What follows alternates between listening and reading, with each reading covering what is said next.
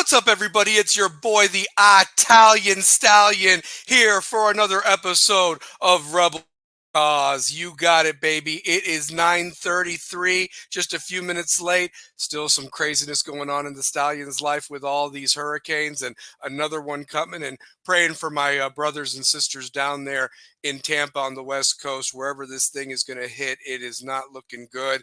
And so I hope if people have evacuated, they've gotten out of there by now. And if you haven't, please, because this thing will be here in about 24 hours time and ready to pack a punch.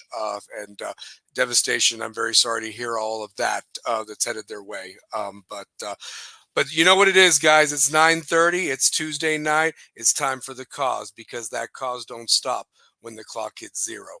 Want to start right away, give a shout out to the West High girls soccer team tonight. They took care of business 3-0 against Hardin Valley in the district tournament semifinals. They will be facing Bearden this Thursday night. Bearden took care of Farragut 6-0, with both those two teams playing for the district tournament championship Thursday.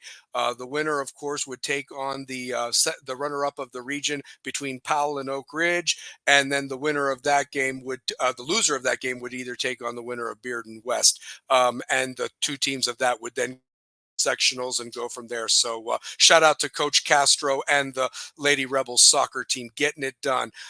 For the volleyball side, just want to wish them well on a great season. They fell a little short tonight in the district tournament to William Blunt, 3-0. So great season for them. I know they got a lot of young talent coming, and so I think that next year will be something to build on, and definitely work hard for in the off season. So want to give a shout out to them as well. That being said, guys, we got a lot of business to take care of tonight. We have a really special guest, a good friend of mine, one of the OGs from that 1994 state semifinalist team, the first banner that hangs on that beautiful field house there at 3300 Sutherland Avenue on Bill Wilson Field, coached by the late, great Bill Wilson. We have a special guest that's going to talk about that, because it has been 30 years since that special season took place. Hard to believe. Feels like it was just yesterday, but we're going to take this fall break, since we don't have a game, to reminisce and talk about those good old days. And I'm sure he's got a lot of great stories, so definitely stick around for that. With that being said, I want to give some housekeeping real quick. The views and opinions of this program are not affiliated with those of any other organization or of West High School. This is solely the RWAC crew, myself, the Italian Stallion, two-pair Tate, Brian Tate, and the coach and staff himself, Mr. Shane O'Mac. So, like it, love it, live it, learn it. It doesn't matter, because it is our opinion only. Also want to give a shout out to our guy, Mr. Alex Thatcher, class of 2003 grad with Knoxville Coffee Company, a good brew there in the heart of Marble City, right off of Sutherland Avenue. If you haven't had it, you'll love it. Trust me. It's good stuff right there.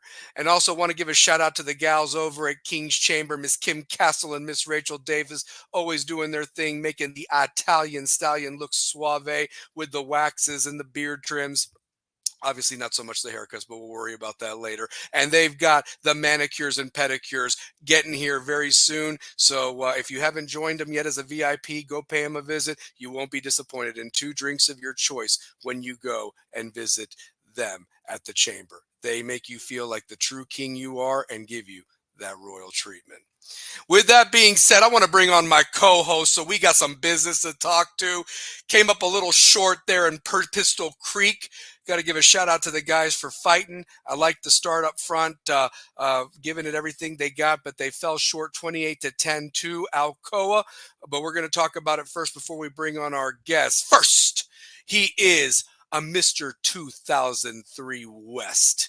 He is the voice of the Runnin' Rebels and the Lady Rebels for coming up on 19 years. And it's going to be amazing to hear him when we get to see both those teams take the court in little less than a month. It's hard to believe that it's already here, but he's going to be showing his skills, and I can't wait to see all the nicknames and everything he's got for them. He's a true rebel with a cause. Even going to be announcing games for the Pellissippi Panthers inaugural basketball season. How cool is that?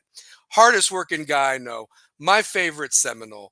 and you hand him a mic, he is there to entertain you and put a smile on your face just like he does every week on this show. Let's bring him on. The one, the only, two-pair Tate, Brian Tate. What is up, brother? How you doing? Hey, man, I'm doing pretty good. I'm watching your Florida Panthers kick some It's tail. 5-2. It was 5-2. What is it now, by the way? 5-2. 5-2. Hey, Woo! man, it's been the year of the stat. Look, Florida Panthers kicked ass. Yeah. Miami.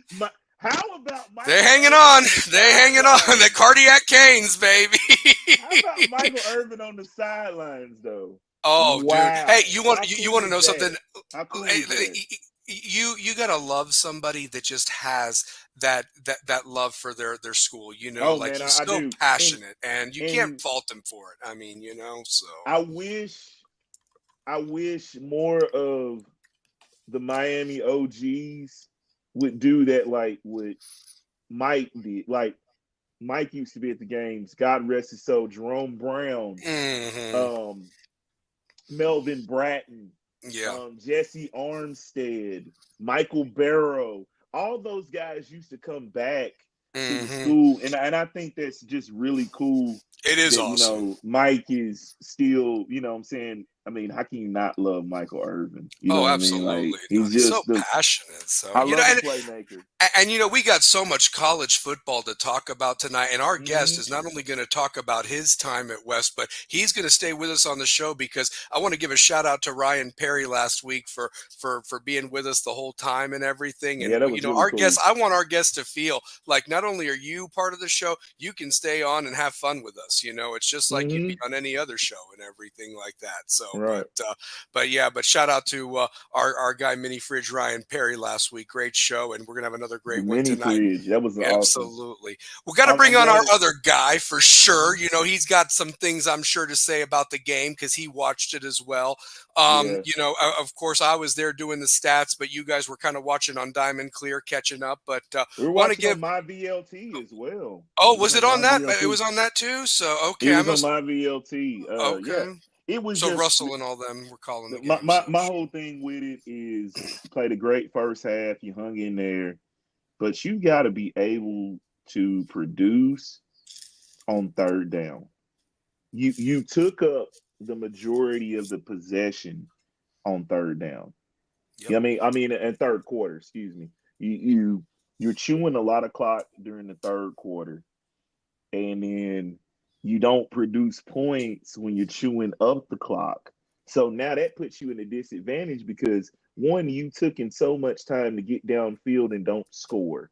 You don't convert the fourth down. I Hmm. mean, it's just things like that. And then there was a few times where I think I think Parker made intelligent plays.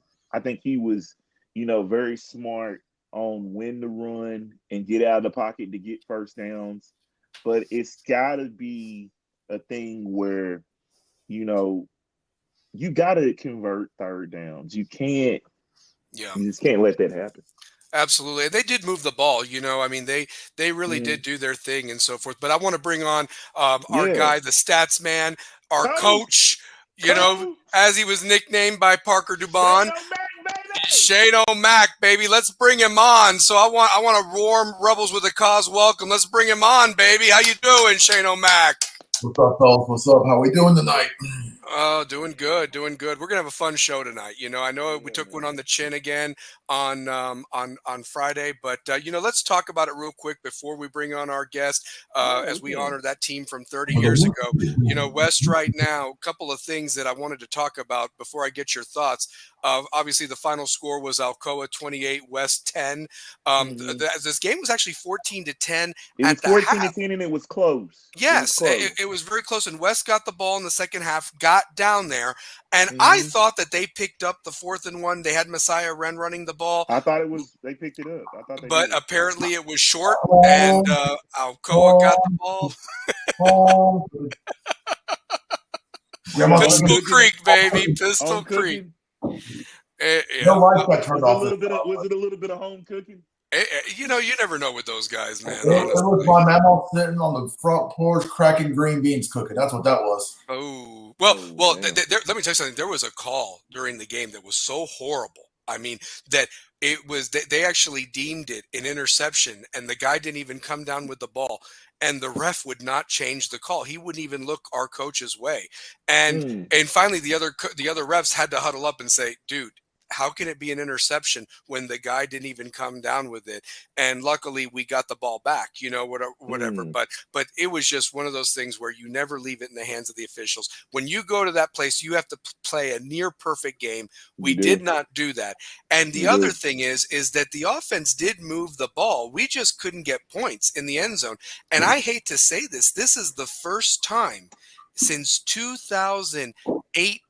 Actually, if you can believe this, this is the first time since the loss to Central in 2019 in the state semifinal game that West has not scored a touchdown. If you can believe that, they got shut out in Wow. that game.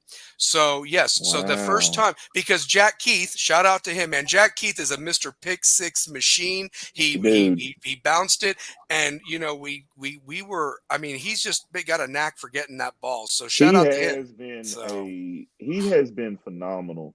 he really has, I, really I has. I will say that it's just up front when it's in the trenches. It's getting the first down when you need the first down. Mhm. That It's not getting out of the way because it seems that plays are developing and we're still like not getting that burst off the ball to hmm allow our playmakers the space they need. It's too bunched up, and I don't know if that is just a mental thing or hmm they're just the other team just a little bit stronger. I don't know. I don't know these things, but when you have it's a lot of parents question saying it, asking. but when you have parents screaming out there and they're even questioning the fight or are you not wrapping up, why are you not tackling, they're saying these things. These are the things from the parents. These are from the parents, okay, and Yeah. they know when it looks good. And right now they're at a crossroads. They're 4-3. They've got a tough game on Thursday against an undefeated and looks like Anderson an County. absolute animal in And this Anderson is at the County. house. And This this is at is the this is senior night. This is the final home game in the regular season. And your last two games are the region against Halls and Powell on Emory Road. And you Mhm. have to win those two to get that one seed and at least three home games if you take Yeah. care of business. If you lose either one of those, hmm you're on the road to a very tough and undefeated Sevier County team that packs a lot of offensive firepower. And And you don't they want to see that in the score second in round. bunches. They So that's score what in I'm bunches. saying, that there is a lot on the line these next 3 weeks. And hopefully this week is used to heal up, maybe get some hmm guys that are been dinged up. And listen, we said it before the year. This schedule is a tough damn schedule. Dude, I said And Central Maryville Central was Maryville, gonna I mean, Farragut, tell you've if we're got serious. I mean, and then when you start off the year with Bearden, and that game could have gone either way I as a think, I think momentum. that Bears game really kind of deflated them.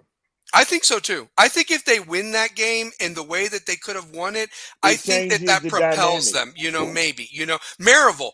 I mean, yo, Maryville's yo. destroying everybody though. So Maryville, Let me tell you something. They came Maryville out is there wanting to beat somebody's like little boy Thursday they, on that they, game they were against they Bearden. were beating teams like every team is a redhead stepchild, and I was a redhead stepchild. Yes, So yes. I mean, I didn't even my get goodness. I mean, and Bearden just looked. I mean, they beat Bearden worse than they beat us. Like that's the truth of it. Bearden looked. Check this out. Bearden looked very average Very. against There was them, no speed but whatsoever against Maryville. against West, they looked like world They beaters. played out of their minds. Yeah. They played Yeah. out of their minds. I think Against West. like I've said for the past couple of weeks, Maryville's on a revenge tour. Oh And it's yeah. basically FU to all of East Tennessee. We run this bitch. Hey, listen, can I just say this? And I could be wrong, okay? Because last year I thought that Alcoa was going to roll Maryville when they played, and Maryville found a way to beat Alcoa. You know what I mean? So here's my thing. I could be wrong, but when that little bracket comes out in 4 weeks on Friday night at midnight or whatever like that, you might as well pencil Maryville and Oakland And that's going to be your state champion right there. The winner of that game the day after Thanksgiving is going to be your state champion. I mean that. I mean that. I like because, it. I like it. Because Maryville is the final team to be on that revenge tour would be Oakland. Even though they didn't play them last year, their seasons have ended at the hands of Oakland the last few years. So, there hasn't been a close game for Maryville this year, and it's not going to be that way. Yeah. It'll be interesting to see. It'll be very interesting to see. This might be the most physical Maryville team I've ever seen. Can I just say this? It's up there with the 2003 group. I'd say that. So I will say this. Like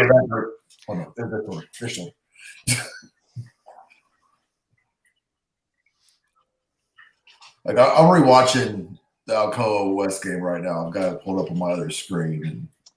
I've watched it. I watched it twice, and the second half, Shane, is where I'm just like, you got to produce points. You got to convert third downs. You can't be chewing up the clock and not converting third downs and scoring.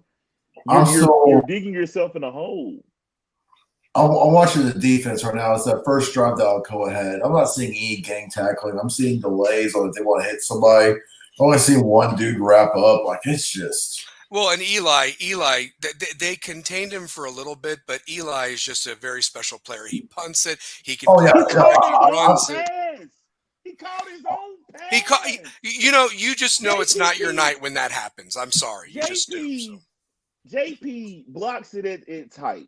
Yes. Blocks it at the highest point. Should be a pick going the other way. Should be. And he catches his own pass and gets 30-something yards on it or something like that. When he caught that pass, I said, you know what? It's not. It ain't our night. And I'm going to say this again. These guys, as far as talent, they have a ton of talent. Yeah. But right now, it is gut check time. It is. You're after 7 games, we're 4-3. We're pretty average. We're actually ranked outside of the top 10. Not that those polls matter, but they kind of do. We're ranked out of the top 10 since 2018. And it's the first time we're ranked outside of it. Outside of it, yeah. Yeah, it's just something. Just something. So, yeah. I think right now, I think the coaches are putting them in the best position possible. I really do. Yeah. I don't think the coaches are doing a bad job at all. They can't play the game. It's the thing. They're doing a phenomenal job. When you're on that field, I can put you in every position to win and be successful. But if you don't give me effort, attitude, and toughness, the 3 things I can't coach out of you, what's the point of the guy? Or execute. Can I also throw execute's got to find in there as well because they're not executing. I mean, the play calls are there. The offense was moving the ball on them, but you have got to get points. You have There's to. Also the 3 A's: attitude, alignment, assignment. There you go. Yeah. There you go. So, yeah. But, I mean, look, here's the deal. The one thing I will give credit for, because I'm not going to be, I like that they came out fighting. And I wish that fight would have been when they played Maryville. Absolutely. I mean, where was that team again? Where was that team? At home. At home when you had your fans there, and like I said, they showed some fight in the third quarter. But when you're in the whole 21-0, coño, come on, I mean, let's go. So what I'm saying is that if they can put 2 halves of football together, which may I point out we still have not seen. I'm still waiting for that complete game. I know the coaches did with it too. But if they put that game plan together for 4 quarters, and who knows, maybe the Anderson County game is the game that kickstarted it because, guys, last year it was the Anderson County game that led them to the 8 in a row and the back-to-back. So maybe this is it again. And they need it against a quality opponent. They lost to Alcoa. And then played Anderson County, and then it just went on from there, and they got better every week from then on. Honestly, you really got to see the difference of a team that knew that they're fighting for something. Like this team could be one of those teams. Before we get to our guest, this is my last thought. Sure. This is one of those teams that you're fighting for a legacy to become a dynasty. Like you win 3 in a row, you're a dynasty. And I want to tell the seniors, it would look really bad on your senior class if you're not the ones upholding the standard that you guys set. Mm-hmm. And I just want, those guys to understand that you built this up. Like you got a podcast, you got a sports app, you've got a fan zone.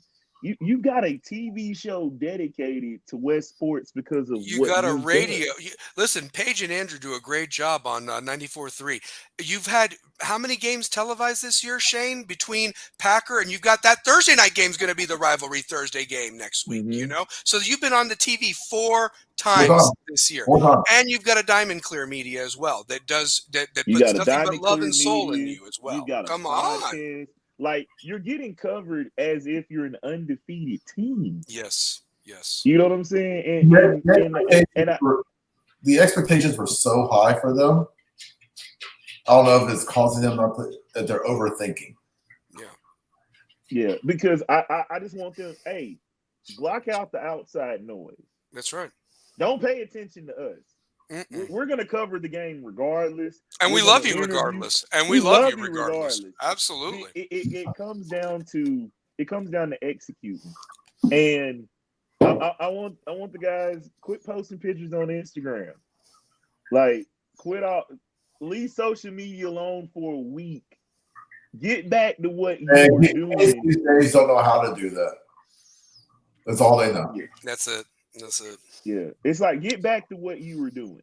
Yeah. Because if you're listening to the outside noise, that's contributing to the play on field. That's the last thing I'm gonna say about it. Last thing I'll finish up with before we bring on our guest properly to talk about this is the first special team, at West. I will say this how season, good was that team? We're gonna hear all about it.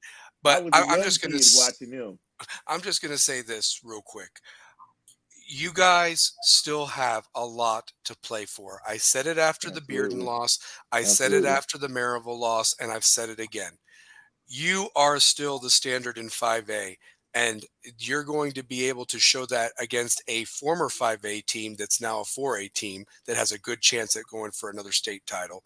You have 2 teams that would love nothing more than to beat you and take that first seed and second seed from you, respectively, off of Emory Road here in the next few weeks. So it's in your hands, guys, of how bad you want this. And, do you really want to hang up the pads? Because before you know it, you're our age and all you do is you just got the memories and reminisce. Make it count, guys. Make it count, man. Make it count. With that being said, let's go in our little magical time machine back to 1994. The coach was Bill Wilson. Yes, he taught me how to drive. Rest in peace. Taught me how to drive too. I got to drive a big car and still pass the class. Hello, Fuzzy. Hey. I still call people buffoons because of Coach Wilson. Honestly, they are buffoons or what have you. I still say hello, Fuzzy. Hello, Fuzzy. So, oh man, he was great. He was great. Such a generous guy. 29-cent hamburger Wednesdays back in the day. Steamboat sandwiches. I'm telling you, man, that was the every dude. Every time he be like, "You want to get a steamboat?" I'm like, "I ain't never had a steamboat sandwich." Is steamboat even open anymore? I think it still exists. I looked it up the other day. I think it made it from COVID. There were so many places that didn't make it because of COVID, but I think they're still around. So yeah, but anyway, I got to bring on a special guy because there are 9 banners that hang on the field house, and our guest was a part of 5 of them in some capacity. As a coach for 4 of them, and he arguably coached some of the best talented backs that have come through West. We've had some great ones since, but at that time, the collection of talent that he had, and I know he's going to talk about them as well. we had one guy on, and you could have a whole like year worth of shows with some of the guys that have ran that rock for West. Not even during his time as running backs coach, but he was a player on that first 94 squad. If you ever need to get hyped up and walk through the valley of the shadow of death, listen to one of the prayers from this minister, because he was an absolute animal, and he was nicknamed Traps because of them shoulders. You talk about the shoulders, he was nicknamed Traps because of them shoulders. And let me tell you something. For a guy his age, I think he can still put on the pads and run the ball for 5 yards, at least on one handoff. I'd love to see it, honestly. If we have that alumni game, he can, I think, still go out there and play. I really believe that. So, but without further ado, I want to welcome him on and give him a great, big Rebels with a Cause welcome. He is not only my friend, but a dear brother and a guy that I know I can call anytime if I need some advice. The one, the only Marc Giles. What's up, brother? How you doing? Good introduction, I guess. Hey, I might be able to go. I probably have a couple of downs in me, maybe 5 yards. Oh, 5 hey, yards. we want to see it, man. We want to see. You look like you can still play. Come on now. Now, Coach. Now, you being a guest on our show, you know the number one question we ask everybody before we start. Wait a minute. I'm going to put it up. Hold on. Do it. Who was the first person to bust your ass, Coach? I would have to say a guy named, this was actually at my first 2 years. I was at a school in Atlanta called Shiloh. And we had a fullback, tailback guy named Stacy Lester. And Stacy was 5'11", about 210. His squat was higher than his ACT score. Oh wow! I'm not joking, and I'm not trying to make fun of him. I mean, it just really was. He was a 600-pound squatter, like legit 600 pounds. At one point, he had offers from Penn State, FSU, and I don't know that Georgia ever actually offered him, but Georgia was kind of interested. He ended up, because of grades, playing fullback at UT Martin. But I was playing running back and linebacker, and I was at linebacker that particular day. And it was a spring ball game. So it was really going into my what would have been spring of my freshman year. And I went up with the ones, which is a good thing. And Stacy hit me pretty hard on a play, and I flew back in the air. He hit me, so he decleated me, put it that way. Oh, man. I've had a few of those in my day. I thought about this question because I was going to say several people. At West, if you've never heard of Jamar Caldwell, in Oklahoma, I met Jamar multiple times in Oklahoma. He busted me a couple of good times. I'd like to say I got him a few times, but definitely busted me. And then an actual game at West, I can remember my junior year on a kickoff against Scott County. And I didn't know anything about Scott County back then. It was a bunch of country boys, big dudes. And it was the end of a kickoff. Play had ended, and I had come to a stop, and I heard the footsteps. And then as soon as I heard the footsteps, you shouldn't turn, but I turned, and he decleated me as well. And that was one of those, the whole crowd was like, oh, it was one of those. So, yeah. So there's my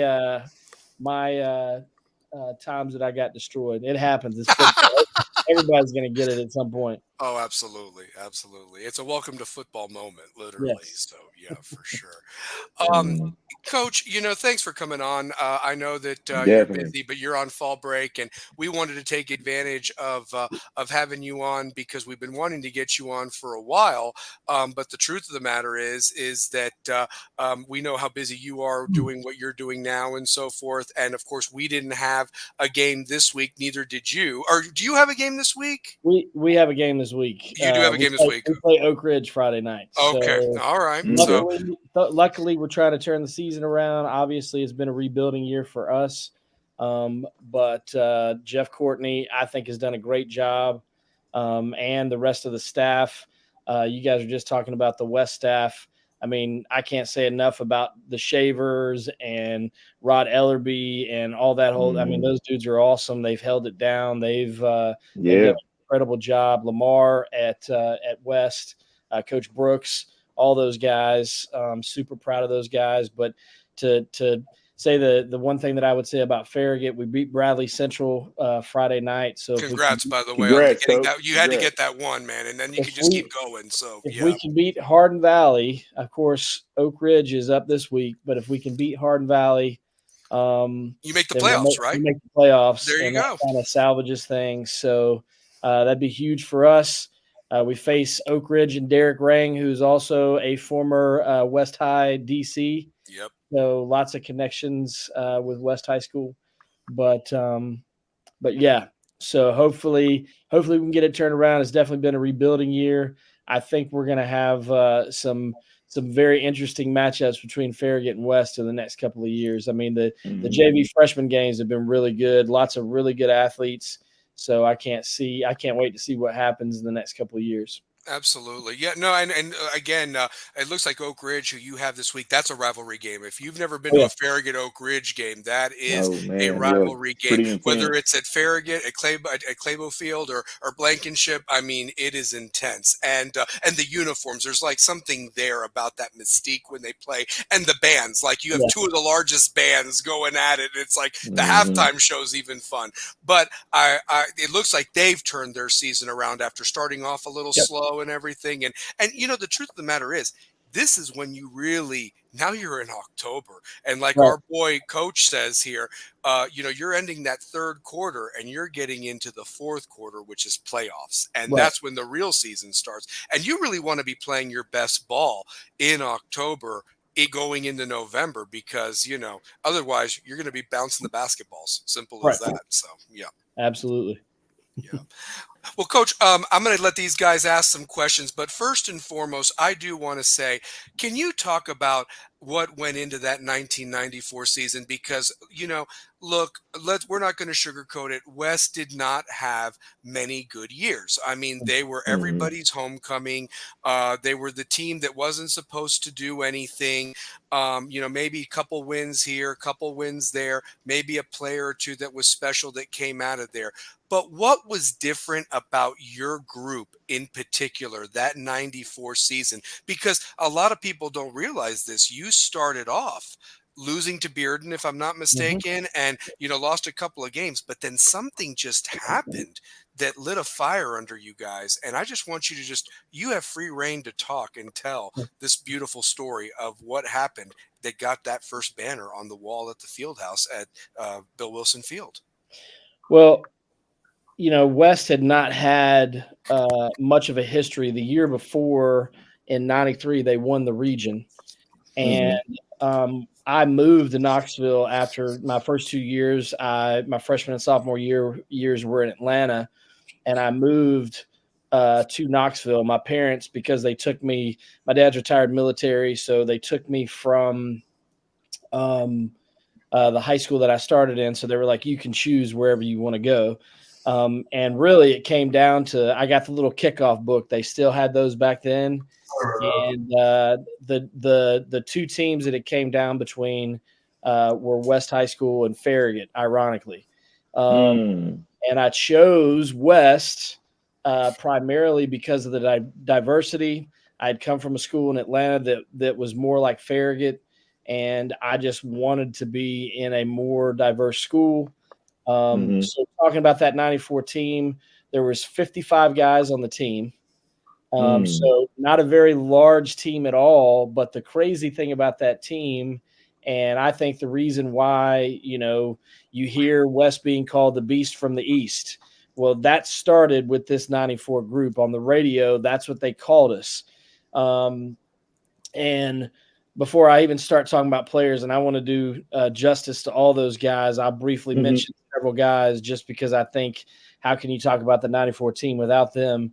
But when I think about the beast from the East, what started that was, for some wild reason, about midway through, about the third or fourth game, we played AE, and AE, we were 3A back then, and AE was the number 2 ranked team.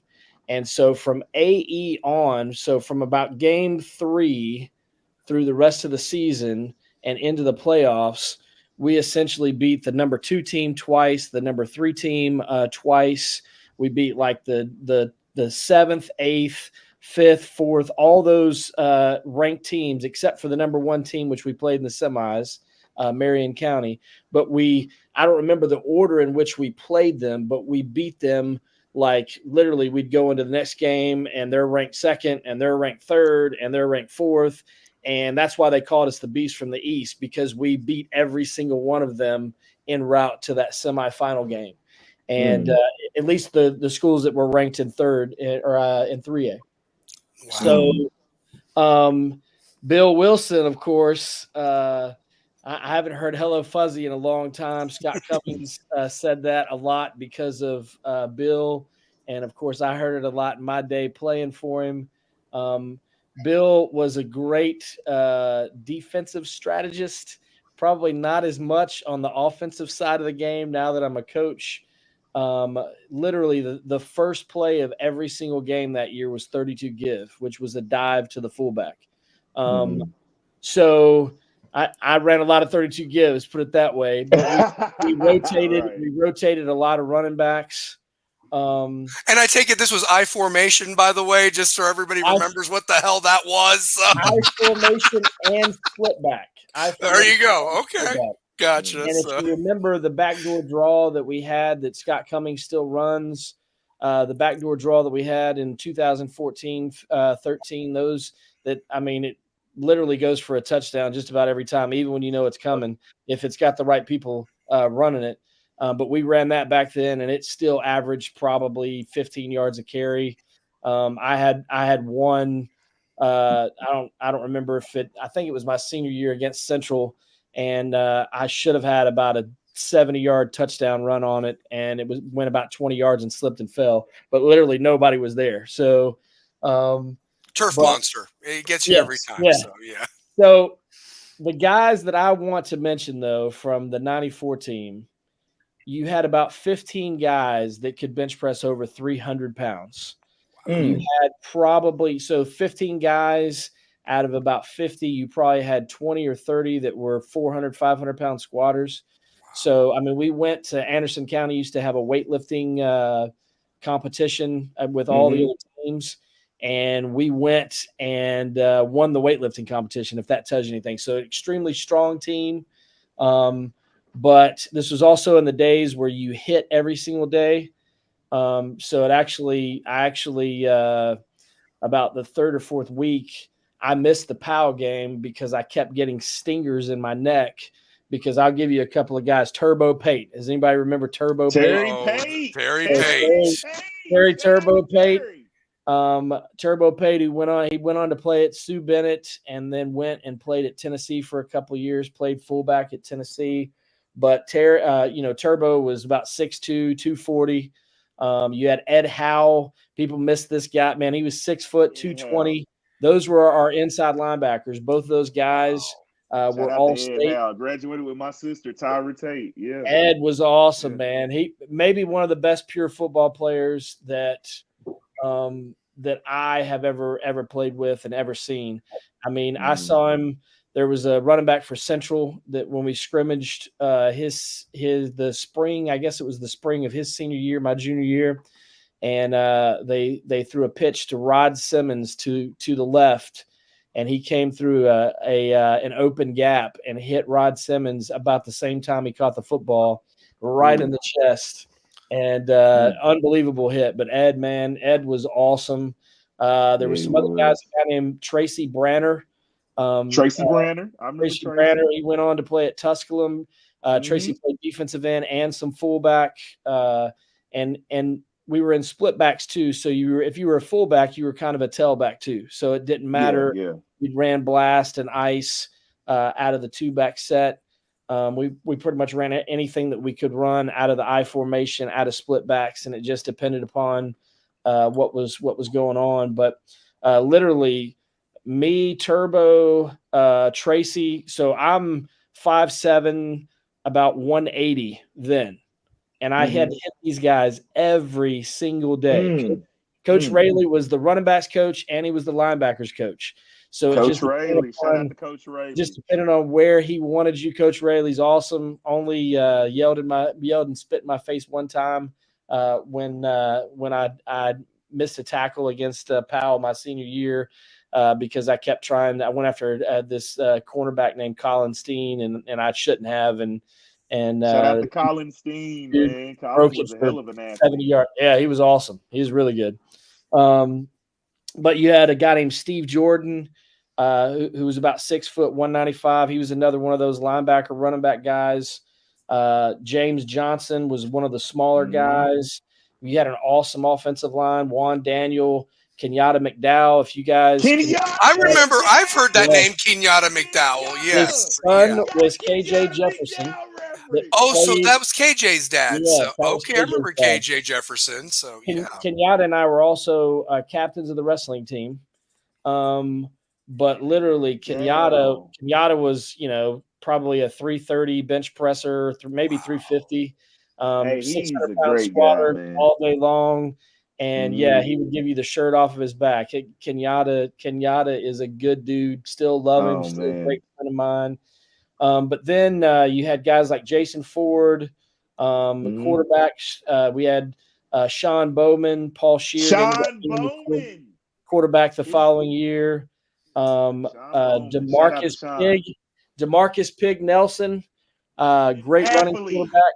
Yes. Athlete. So that was senior. You coached junior, didn't you? DeMarcus Nelson Jr. Is it, were they related or what? So yes, they I was about to say. So all right. Yeah, and I mean it's so crazy Pig how was many. Great. God, now Pig he had so brothers too. We had 2 sets of twins on that team. The twins, the Nelson twins. Yes, the Moore twins and the Nelson twins. Dwayne was also a running back and a cornerback. Dwayne went on to play at Carson Newman. And the first time they put Dwayne in at tailback, I was in at fullback, and we were playing Clinton. And I remember this plain as day. And he'll tell you I'm his fullback or whatever.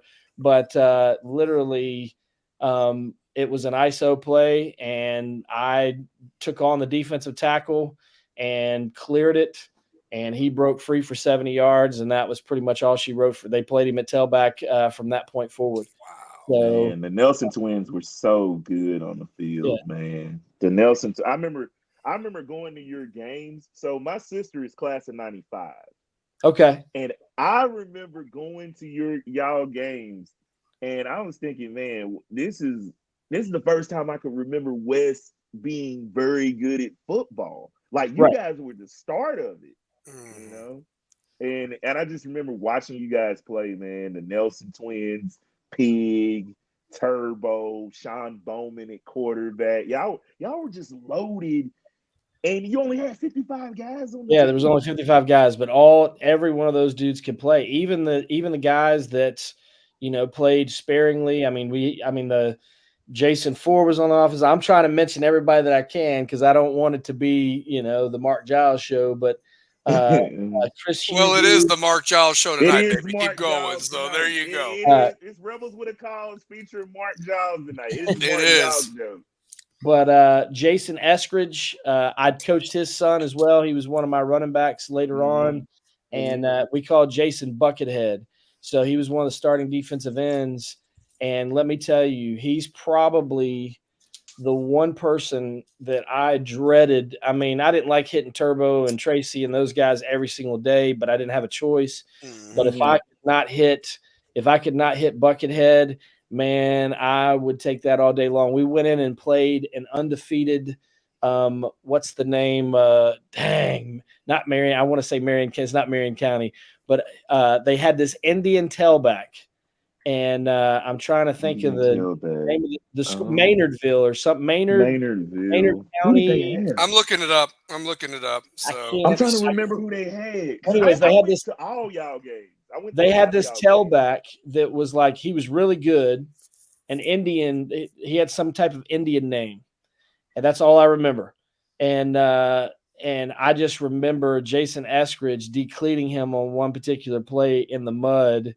And man, it was unreal. But he felt the full brunt of Buckethead.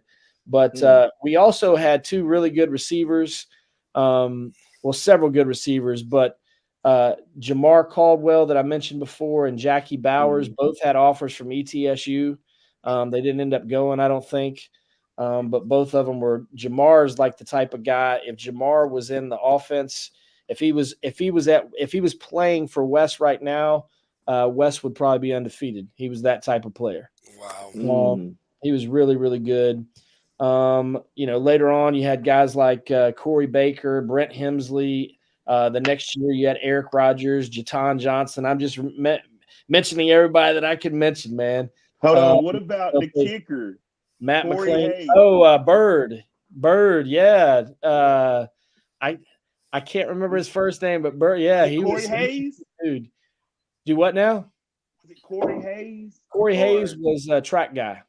Track guy. Okay, he was a track guy. Because I remember it was a kicker that was on your team that actually kicked the field goal at Neyland for just like during halftime or something like that. I'm trying to remember. I was thinking was that Hayes, but I could be wrong. No, that might have been him. He didn't play football, but they were part of the crew that. I mean, those dudes were crazy. They would streak across the field after wins and in like a mask or something like that. That's the one thing I remember about them. But Corey's a great dude, really good guy.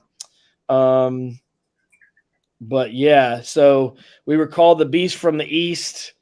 At one point, we didn't get ranked through that entire time. And Bill Wilson ended up making us a T-shirt that had Rodney Dangerfield on it. And if you know Rodney Dangerfield's thing was no respect. And so he was in a West High. I wish I still had one, but it was in a West High School uniform and had no respect on it. But man, that was Coach Wilson's thing, man. Coach Wilson totally was the type of guy to bring out the T-shirt, do whatever he could to motivate the guys. So I'm actually looking it up right now, your 94 season, to see, because I'm curious. I'm pretty sure it's Maynardville. Was it Unicoi County? Wasn't Unicoi County. Okay, Unicoi County, I think it was the second game. Let's see. I scored my first touchdown against Unicoi. All right, so here was the scores of that season. Bearden, you lost 14-7. You came back the next week to beat Claiborne 29-0. You beat Carnes 28-6. You beat Gibbs 27-8. You lost to Powell 22-55. You beat Austin East 16-7. You beat Lenore City 35-7. Union County, you beat 14-0. Gatlinburg Pittman, you beat 16-8, and Fulton, you won 28-8. And then the playoffs was Unicoi County 21-0, Scott was 22-18, Seymour 14-10, and then ultimately losing to Marion County, the eventual state champion, 41-7. That, and you finished, I guess, what was that? 8-2 in the regular season. 11-3. 11-3 was your yeah. That was the best. That was the best record at West until the 2010 team that went 11-3 and made it to the lost in the semis as well. Yeah. So, I didn't mean Unicoi County. I meant Claiborne County is who I scored against for the first time. Oh, okay. They sound like the same. It was like the second game or whatever. The first game when we lost against Bearden 14-7, they had Mikkel Smith at tailback.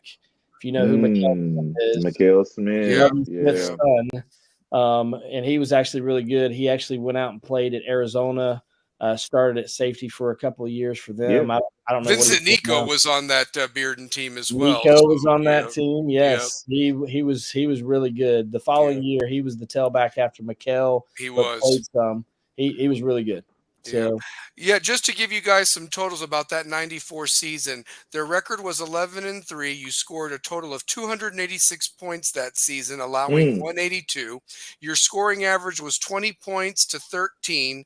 Your opponent's record was 82-77, and your region record was 5-0. So that means you were region champs back-to-back years in 93 and 94. So, yes. yeah. Class AAA District 2 champions. So, and that was Bill Wilson's 18th season as head coach of West, just to let everybody know. So, yeah. To all of you guys knew Bill Wilson to some extent, I'm assuming. Oh yeah, Yeah. absolutely, Oh, yeah. absolutely, absolutely. Coach Wilson and I mean, we got along really well, but here I'll just share a couple things about Coach Wilson that I remember. I've never seen somebody their forearms flare up when he got mad. I mean, like Popeye, like his forearms got bigger, they got huge. Yeah. I've never, I mean, he threw a TV one time and to try to get us fired up. There was this old TV in the old locker room and he picked it up and slammed it. I mean, he could get people going. And, but, some other crazy stories about Coach Wilson. There was one time. Oh, let's hear him. One time he was coaching a game at Fulton. And if you remember the old Fulton field, the fence came really close to the sideline. Like you had a very small sideline. I think it's even smaller now, but the track came right up to it. And there was a parent that was ticked off with Bill and kept running his mouth. And the game's going on. He's upset about his kid or something like that. And so Coach Wilson turned around and said, "Listen, if you say one more word, that's going to be it." And he went back to coaching. And of course, the guy said something else to Coach Wilson. Lord. And he turned around, goes back to the guy, literally grabbed him by the shirt and lifts him up over the fence. And of course, gave him a few choice words and was basically like, "If you say one more thing, I'm going to whoop your, you know what?" And then drop the guy. And now you couldn't do that these days. You would definitely get in trouble for that sort of thing. But that was the type of stuff that Coach Wilson did. And my first year coaching, or actually my second year coaching, he got the job at Bearden, which of course I was disappointed that he went to Bearden. But the type of impact he made. Because their whole Bulldog thing is about Coach Wilson. And so Coach Wilson, man, I can't say enough about him. I definitely the first game, going back to my junior year, I came in kind of late. They didn't know much about me. They didn't play me in that Bearden game, and I was pretty pissed. I'm not saying that's the reason why we lost. We lost because they were that good and had Mikkel Smith. But the following Monday JV game, I had a really good game against Bearden, ran all over them. And so they played me the following Friday night for the first time at West. And my first carry was 35 yards. My second carry was a touchdown against Claiborne County. And and I share this because I get emotional. Even Coach Wilson never knew that I knew this, but I share this because I think it's a cool story. But after I'd scored that touchdown and had a pretty good game, of course, I kind of got in the mix then. And but I came in on the Monday before practice, and I came in. He was having a team meeting, and in that team meeting, he was talking about he had never seen. He was talking about me, and if you know anything about me. I started the prayers before games. If you've never heard me pray before games, it's fairly unique, I'd say. But I had basically, he's saying in the meeting that he had never seen a team go that nuts over somebody scoring a touchdown.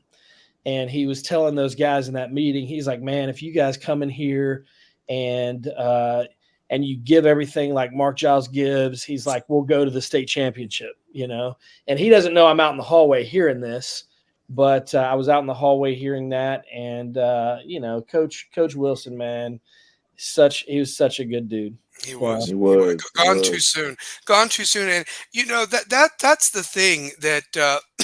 Oh, hold on 1 second. Wait a minute.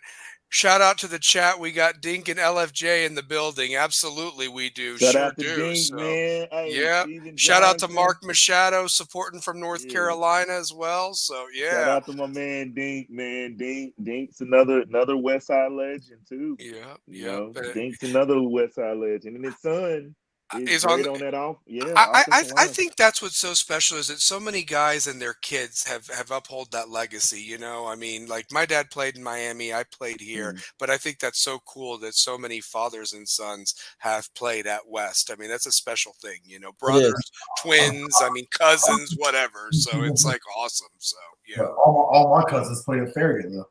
there you go. Look at that. We got a connection. Wait, you want to know something too? Send more my way. No. Yeah. Well, I don't know if there's any Bolins left. You what now? I said, I don't know if there's any Bolins left. There may not be. I don't know if there's any bowlings left. There was, let's see, Dustin, Austin, Chance, Hunter, Chase. Dang. Man, they had all the bowlings. Bowlings. It was all the bowlings. Props to my cousin Austin, though. He made the UT as the backup long snapper and fullback, even though we didn't have a fullback. That's awesome. Yeah. He was part of that 2016 state title team. That's very cool. You know, talking about Coach Wilson, and you know, we've had some other guests on here that had their opinion, you know, and everybody's entitled to their opinion, you know, but the thing that I always was wondering was, you know, it was something interesting that Coach came back to Bearden in that situation. I mean, think about it. He was retired for 5 years, you know, and to take that job, it was almost like the perfect timing and the impact he made in such a short amount of time. Bearden really, since those 93, 94 seasons, had a good season in 2000 with Chris Ernst and everything. But yeah, they did. Truth be told, they hadn't been there either, like West. But the impact he brought, and then, you know, Taylor, you know, continuing it and so forth, you know, for a couple of years there. But, you know, I want to talk about what happened with you, Coach, after high school. You know, what did you get into? And then what ultimately brought you back to West as an assistant coach under Cummings' staff? So in college, I went to Tennessee, and I led a big ministry, and I thought I was going to be a preacher. That's what I thought I was going to do. We had a huge sports ministry.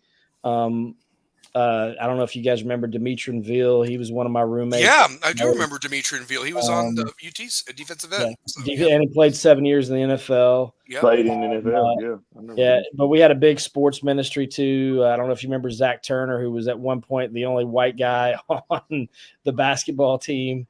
But big Zach. And then we had, you know, Jabari Greer was part of that group. CJ Leak, New Orleans Saints legend. So we had a cool group of guys in the ministry that I was a part of, but some things kind of turned me off to organized religion with some things that happened with some leadership stuff, and I was like, you know what, I don't want to preach. This is not something that I want to do. At this point in my life, and I was like, what am I going to do? And so then I was like, well, the only other thing I've ever been good at is sports. So I better start coaching and try to teach and that sort of thing. And so I worked for 2 years as a strength coach at Tennessee in the early 2000s. My buddy Demetri was the one who got me on with that, and Coach Ciano, who was with Johnny Long. He's shout out to Johnny Long. He's the Buffalo Bills strength coach, has been for a number of years. Went to Georgia Tech after Tennessee, but I learned everything from those guys. And then I realized I didn't want to be a strength coach, even though I thought I wanted to coach in college. Just the hours from 7 o'clock in the morning till 5 at night. Wow. Just crazy hours. And so then I went, and Scott Cummings, who was the quarterback's coach when I played at West, he was the head coach. And I went to him. I was like, man, can I come be on staff, that sort of thing? And so I coached the running backs my first year at West. And so yeah, that's how I kind of got into things. And that was 04, 05. If you remember Nate Martin, who is in administration at West now. Yep.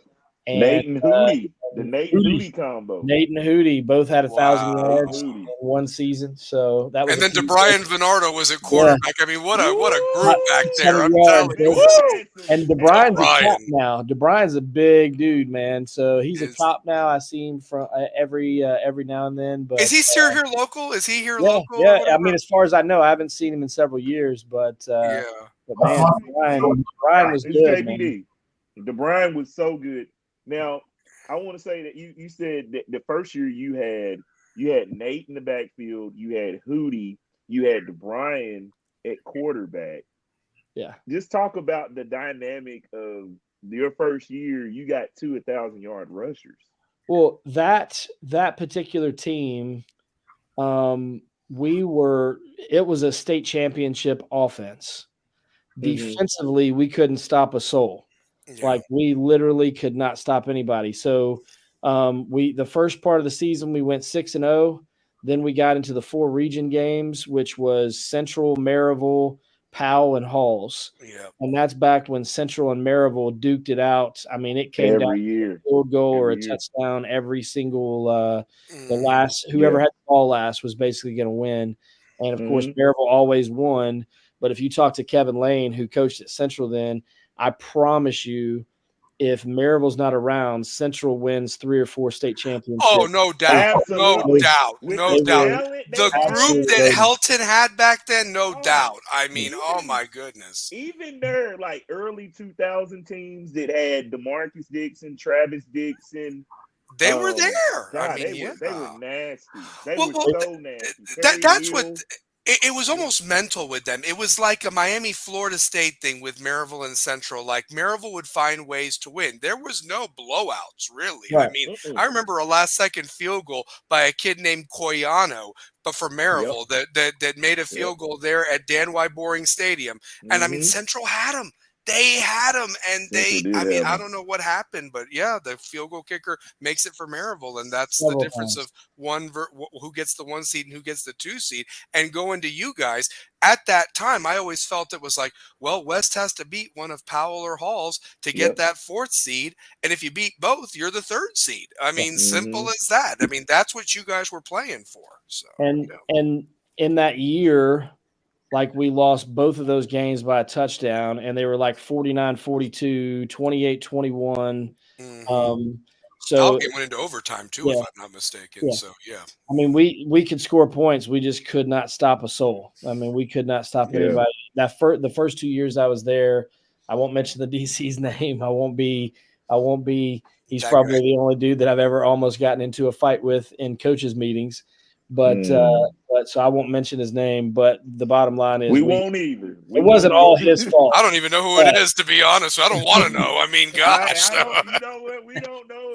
But it wasn't all his fault. But the bottom line is we could not stop anybody. Yeah. So. Well, can I tell you something? What and Morgan played on that 2004 team, as well, and everything. What's really a shame that those 04 and 05 teams, the record is right there, but unfortunately, there's no merits. There's nothing, but you got to see where they were at of where we were at when we played. I mean, you went from 2 wins to averaging 6, and you were in every ball game. You weren't getting shut out like we were. I mean, there was when we were in difference. School, we were in dog fights and couldn't win. And another thing, I think what hurt that dynamic was you had a lot of Coach Wilson guys, a lot of Coach Cumming guys, and guys that didn't fully – there weren't a lot of guys fully invested in playing football under Rodgers. It's the truth. They went through 3 different coaching changes. Right. in a short span, and that's when we all went there. And so to see you guys kind of like, hey, look at this. I mean, you're fun to watch too. Like you're exciting. I mean, it's not boring football anymore. It's fun to watch.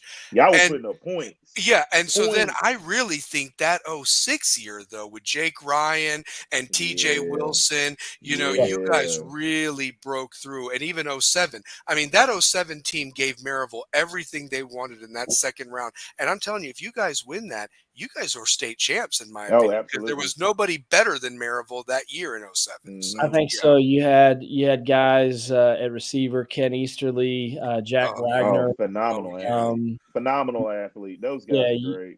You had not only TJ Wilson, I think Jake Klotzbach.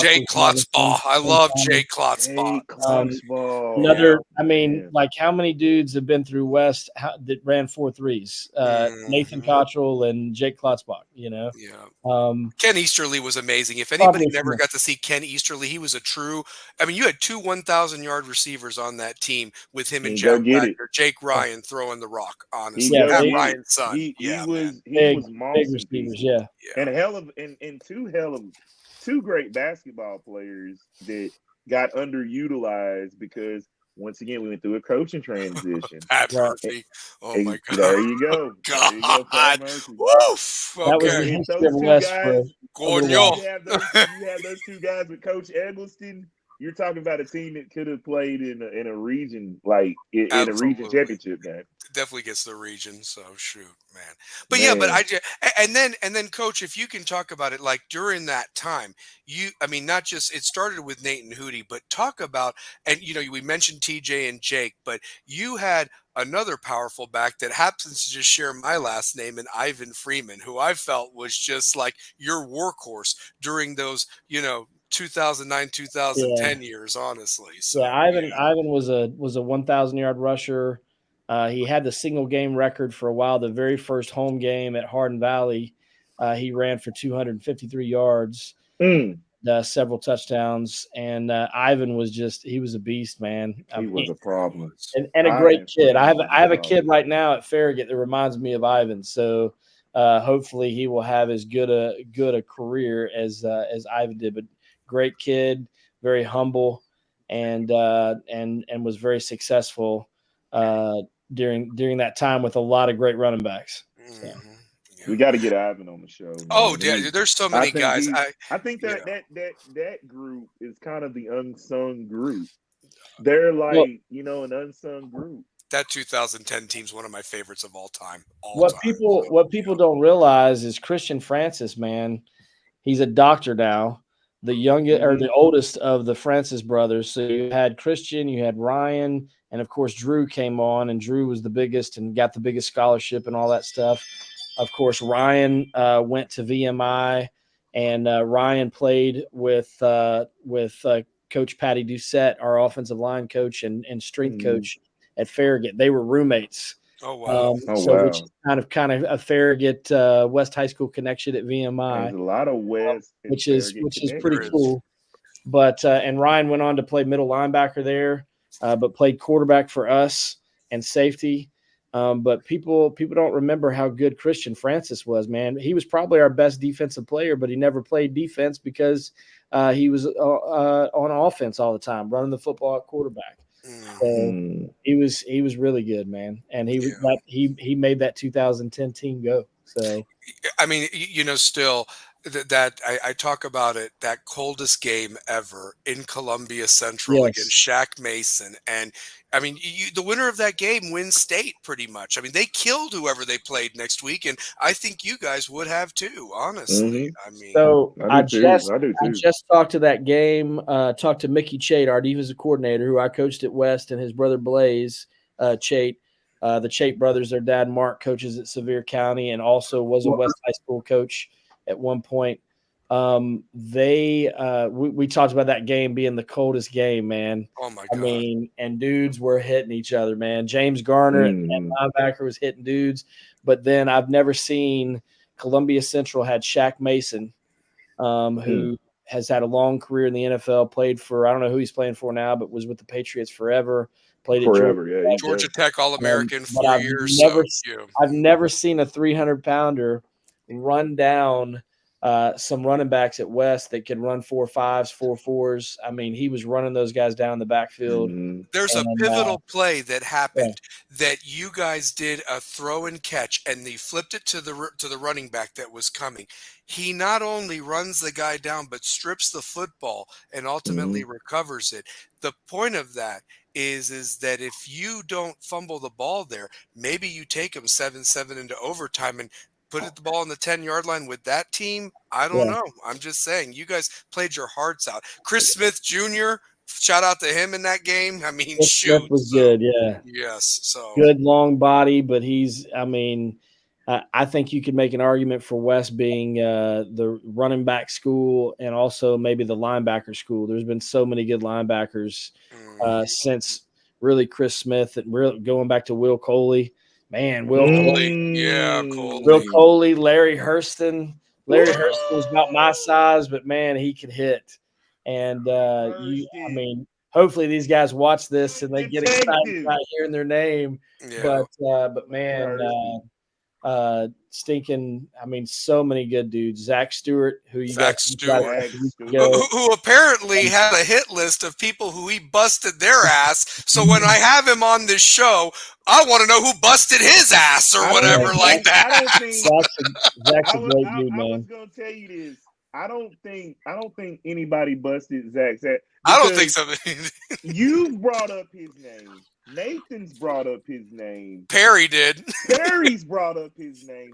This whole origin of that era with Zach Stewart, he's been the most name drop guy on our podcast in the last 3 to 4 episodes. Absolutely. He has been talked about a lot. Zach's a legit. He was a legit Division I kid who was undersized and didn't get the looks that he should have gotten. He didn't help himself out with grades. I'm sure he wouldn't, he did have the grades to go Division I. He did go Division I to a school in Texas, and then ended up going back to Austin P, transferring to Austin P because it didn't work out, and then played and started at Austin P for a couple of years. But I'm telling you, Zach was the dude. And the one game we lost, I think his senior year, we got upset by Lenoir City when Lenoir City had some Division I kids and had a big tight end that went to MTSU. But when we lost that game, it was because Zach went down. And when Zach went down, the whole demeanor of the entire team, it's like the flowers. It's like Superman went down and you didn't know what to do. So, yeah. And luckily he was okay after that game. But man, Zach was the dude. That game, and what a loss that was, because you ended up having to play Powell in the second round as opposed to maybe being another rematch in the state semifinals or something. And and here we're going to name drop Derek Rang again. Derek Rang's the coach of that Powell team, head coach. I'm name dropping everybody tonight. So that's right. Hey, that's what we do here on the cause, baby. I'm telling you. That's what we need on the cause, man. Shane, do you got a question for Coach? By the way, I want you in on this, brother. So, what's your favorite memory as either a player or as a coach? It definitely has to be the 2014 state championship. Obviously when that's the thing I don't want to say it's the only reason why you coach, but if you coach high school football, you want to win a state championship. And there's so many guys that I've coached with that have never won one, have never been a part of one. So many that haven't even been in a semifinal game. So to finally get over the hump and to, as disappointed as I was from the previous year, I've got a whole nother story about the 2013 team losing the night. That was a terrible night in my life, I'll just say. But it's going to be talked about in the documentary when that's completed. So these hurricanes need to stop. Come on. So yeah, but work on that. But the bottom line is the 2014, and I was very close and still am close with Nathan Cottrell, by far the best running back that's ever played for me. But that whole journey, that summer just to be honest, being a white running back, it's hard. You're never going to get an offer by an SEC school. And I mean, how could he say that? Trust me, several college coaches even told Nate that. And just being the whole white running back thing, and he was so disrespected in so many ways.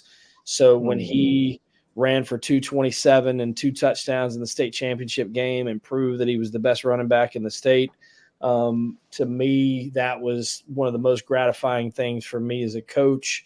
And so to win it in that fashion and your guy be the guy is pretty special. So, that's pretty awesome. I did want to just mention some other running backs during the banner years, as I like to call them, the banner years. And I'm talking 2010 to 2014. I want you to name me. I'm going to say some names, but I want you to fill in the gaps, okay? Dylan Bailosis or Biosis? Dylan Bailosis. He was Robbie also Flood. Yeah. Robbie Flood, yeah. Tanner Thompson, who was also a soccer player. Tanner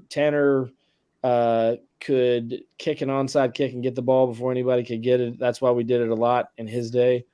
You've got Christian Bozeman. Christian Bozeman, Robbie Flood, and Anthony Bright were all basically Anthony and Robbie were right at 1,000 yards, and Christian Bozeman had 600. Anthony got hurt late in the season that year, the 2011 season. And Christian Bozeman was the guy who carried us. And I've got a cool story about that too. Christian, this is around the first year that Twitter or X had come out. And in the spring, we had a 2 running back set. So there was 2 running backs, but Anthony Bright had solidified the right halfback, and Christian was the starter at left halfback the year before. Well, Robbie beat him out in the spring. And, very tough going into your senior year. You were the starter the year before. You get beat out. Twitter's out. And so Christian F-bombs me on Twitter. And, of course, good. So he gets kicked off the team for a short period of time. And then he kind of comes to his senses and comes and talks to me and Coach Cummings in his office, bawling his eyes out, realizing how much of a mistake he had made, and apologized to me. He's like, "Man, you're like a dad to me, Coach." He's like, "I don't know why I did what I did. I was just upset and mad." And I'm like, "Christian, I'm like, you don't understand in football, man. Sometimes in life things don't go your way. You just got to keep fighting. You got to keep grinding. You got to keep pushing through. And when you do that, good things happen." And so what ends up happening with him is that I kept telling him throughout that whole year, he grinded it out. He backed up those guys, came in when he needed to. And then we got into the last couple of games, and we struggled against the last game of the season was against Heritage. Oh, but that game was the worst field conditions ever on a Halloween night. Horrible. So, yeah. But literally, for whatever reason, Christian was the only person on that field that could run. Wow. And the other running backs were falling. Robbie was falling. Anthony was falling. And literally, he runs for 150, 160 yards, a couple of touchdowns. It was the difference in the game. Then we go into the playoffs. And the very first 2 playoff games, Christian ended up being the guy, had 100 and something yards and a couple of touchdowns in both of those. And so Christian ended up being the man at the end of the year. And so that's a great year in my mind, because all 3 of those guys were, in my mind, legendary West High School running backs. Anthony, Christian, Robbie. I mean, just great dudes, man. Great dudes. And, so then you lose them from 11, and who ends up being your backfield in 12? So in 12, that's when those the reason why a guy like Nathan Cottrell and Seth Marshall didn't play as freshmen was because of those guys. So then you have Seth Marshall come in, Seth Marshall and Justin Hodge, and Justin Hodge ended up playing. Nathan played sparingly. They wanted him at safety, but man, I had arguments every single Sunday about that one. Man, there had to be a way to get those three on the field. I mean, you did it the next year, but Yeah. honestly, that should have been the rotation, like the Robbie and the Anthony Bright and Christian Bozeman. So literally, like Seth was like sophomore of the year in our region. Yeah.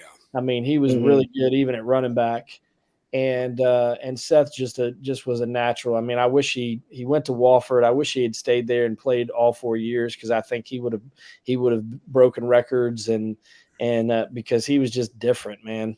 But you had Seth, and then of course Nate, 13 and 14, Nate, and then Christian Romines. I mean, I will never forget Christian Romines kind of playing that role whenever you need me. But then against South Doyle, he broke this big run on a counter that kind of broke their back. And I have a picture of that particular run, man. And I'll savor that for as long as I can live as well. But And you could have had some other guys too. I know it didn't work out. Nate mentioned Kanan Ross and so forth. That could have been another tailback of yours that would have been really special at West. Kanan was really good. He didn't want. I know him and Ryan kind of mentioned those guys. I think Malik was the other guy they mentioned. Yeah, Malik. And Malik, I believe, started as a freshman at corner, and was probably one of the first freshmen to start at corner, and I can remember, besides Michael Courtney. Yeah, I mean, or maybe Larry. Larry started as Larry Williford. Yeah. Williford. Yeah, for sure. Listen, that was a dude, man. Larry, we're talking about West High legend. He was a dude. Larry on the basketball court too. So shoot, yeah, man. He hit this dude against Carnes one time. Hit this dude and cracked back on him. And the guy fell to the ground and then kind of comes to and starts to get up and pukes.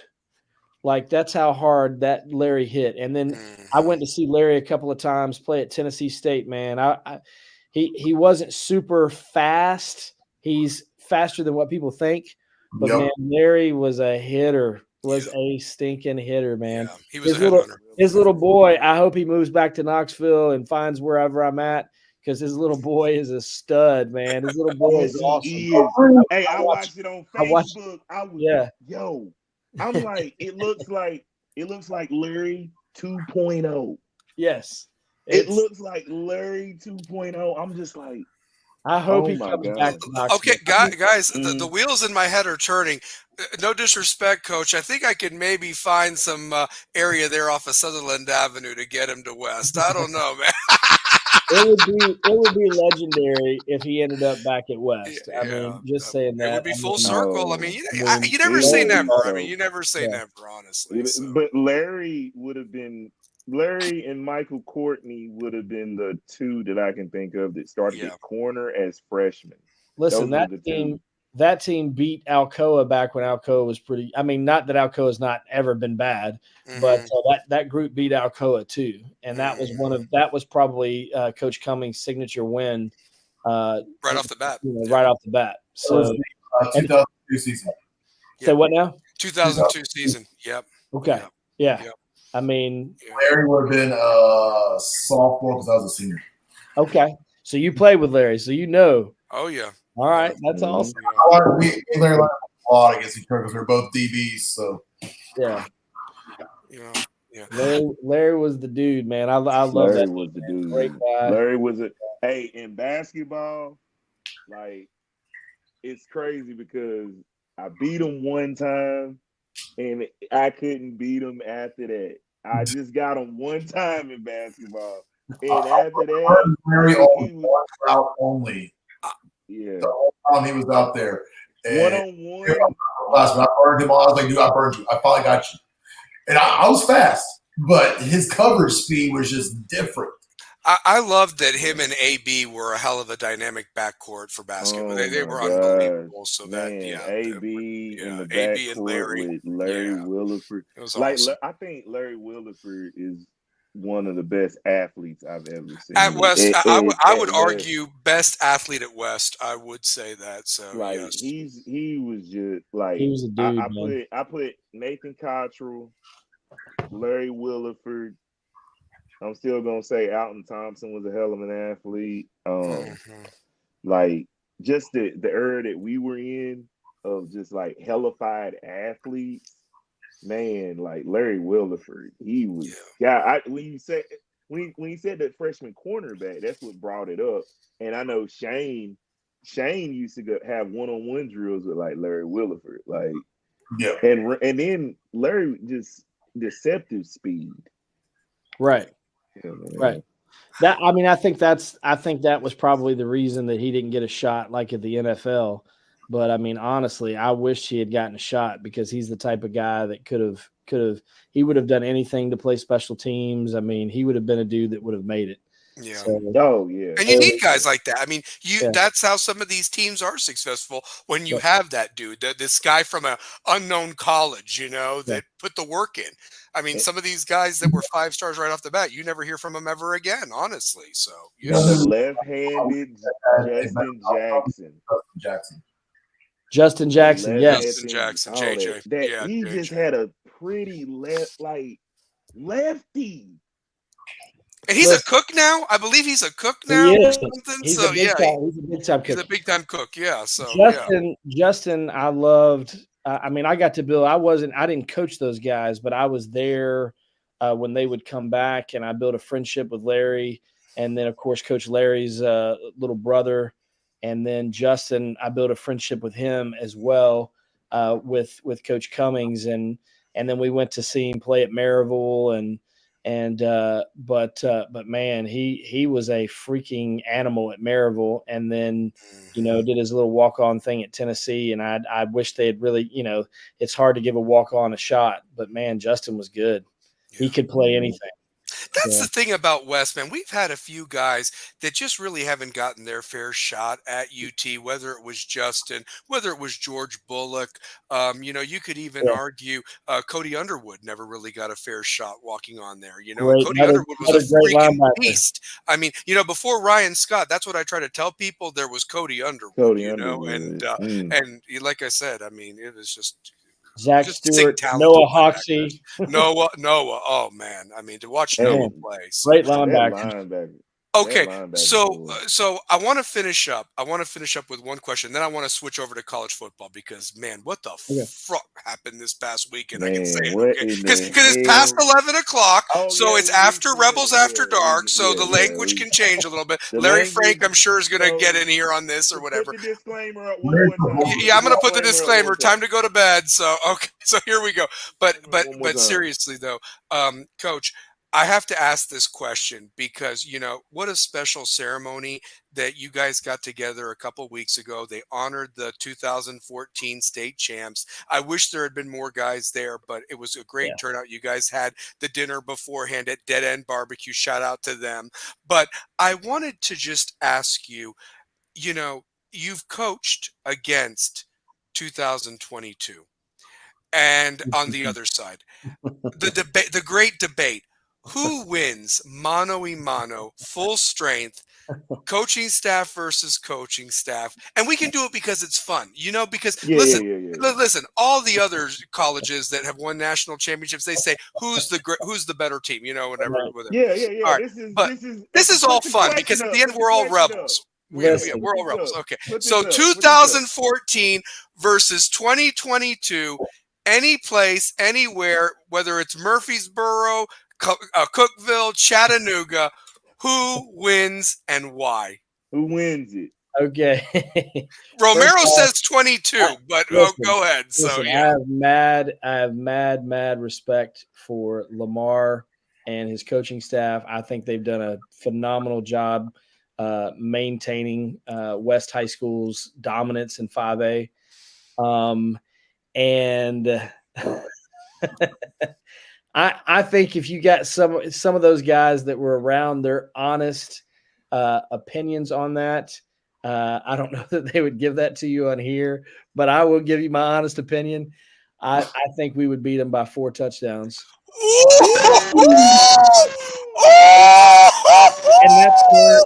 That's not to say that's not to say. I mean, I'm biased, of course. And Latham was, man, an incredible, a legend, one of the best running backs to go through West High School. But I think our defense would have shut him down. Yeah. And I just think there's just way too much firepower on the offensive side of the ball. And I mean, you basically had 2,000-yard rushers in that backfield with Seth and Nate, and then Christian Romines. I mean, he could have run for whatever he wanted to if those other guys weren't getting the ball all the time. So, and I mean, there was just something about that group, man. They just Max Bacon. Now, I will say this: Birch, the kid that's 0 this year that keeps getting the pick, Jack Keith, he's amazing. So he plays basketball too. So he reminds me of Max Bacon. How he's always around the ball. He's always like just good things happen when he's near the ball. Yeah, I think he's such a talented kid. I love Max Bacon. This is what would have happened if you put Max Bacon at linebacker. If you watch Keith, like because they're built the same. They're about the same height. They're about the same height. So. Yeah. The only other thing that I would say about that matchup is I think the schedule we played, and don't get me wrong, the 22 team was undefeated. They beat Maryville. They beat Alcoa. I can't ever take that from them, but I promise you the Maryville team that we played was the real Maryville team. Like we're going to see Maryville the last game of the season this year, and they are out for vengeance. And we're going to do our best to hang in there and do what we do. But this team scares me this year. I mean, they've got dudes, man. They've got some dudes. But the highest, names. We're not going to drop names on this one. But when that guy's not even a factor on their offensive line of what the hell they have up there, it's incredible. It's just wow. I can tell you, like a really good buddy of mine is an administration at Maryville, and before we played them last year, we were lucky enough to beat them last year, and so in Knox County, you had West beat them 2 years in a row, Bearden beat them, and then Farragut beat them. So there's a reason why they're out for vengeance. Literally, that was the first time in 30 years. And that's what people don't realize about the dominance of it. Like everybody that was on our coaching staff, not one of them had ever beaten Maryville before. So great game for Eddie to go out in retirement on. Absolutely. Because, and very deserving, obviously, phenomenal coach, but one of the best guys I've ever worked for. But the bottom line was, man, I mean, they weren't the Maryville teams of old, but they were still Maryville. And and I'm not. They've struggled the last couple of years, and so it doesn't surprise me that they're back. But here's what I was going to say before I started rambling. I'm sorry, I've rambled. No. This has been fun. No, this has been fun. The administrator that works at Maryville that is one of my really good buddies. He's also good buddies with the offensive line coach, and the offensive line coach told him before our game last year, well, if anybody's going to beat us, they better beat us this year because next year we will be locked and loaded. So, and they've shown it. I mean, I didn't know, I didn't know. And I know some teams have taken a step back, and so forth. You lost some great players from last year's team, West lost some great players too, Bearden as well. But it just seems that they are so locked in and loaded and what that staff has done over there. And I think Derek, like not knowing him per se, there was a lot of talk last year. Is he really the guy? Bring Quarles back. There was stuff. There was stuff being talked about. And when you take that personal, I mean, you need to motivate Maryville. Are you freaking kidding me? And that's what was so weird. They lose to West, Bearden, and Farragut, and they beat Alcoa though. I mean, it's like what? Like everybody was predicting Alcoa to name the score last year, and Gage Ledoux said, "No, we're going to win again." So honestly, I think that worked in our favor last year because I think Alcoa was supposed to kill Maryville. They were, and then Maryville beats Alcoa, and then they have to turn around and face a a very hungry Farragut team to beat them because we had played them very close the last couple of years. I mean, it had been within a touchdown in just about every game. So we believed and we knew that we could beat them. And then you had some home cooking there, though. I will say that there was some home cooking at the end.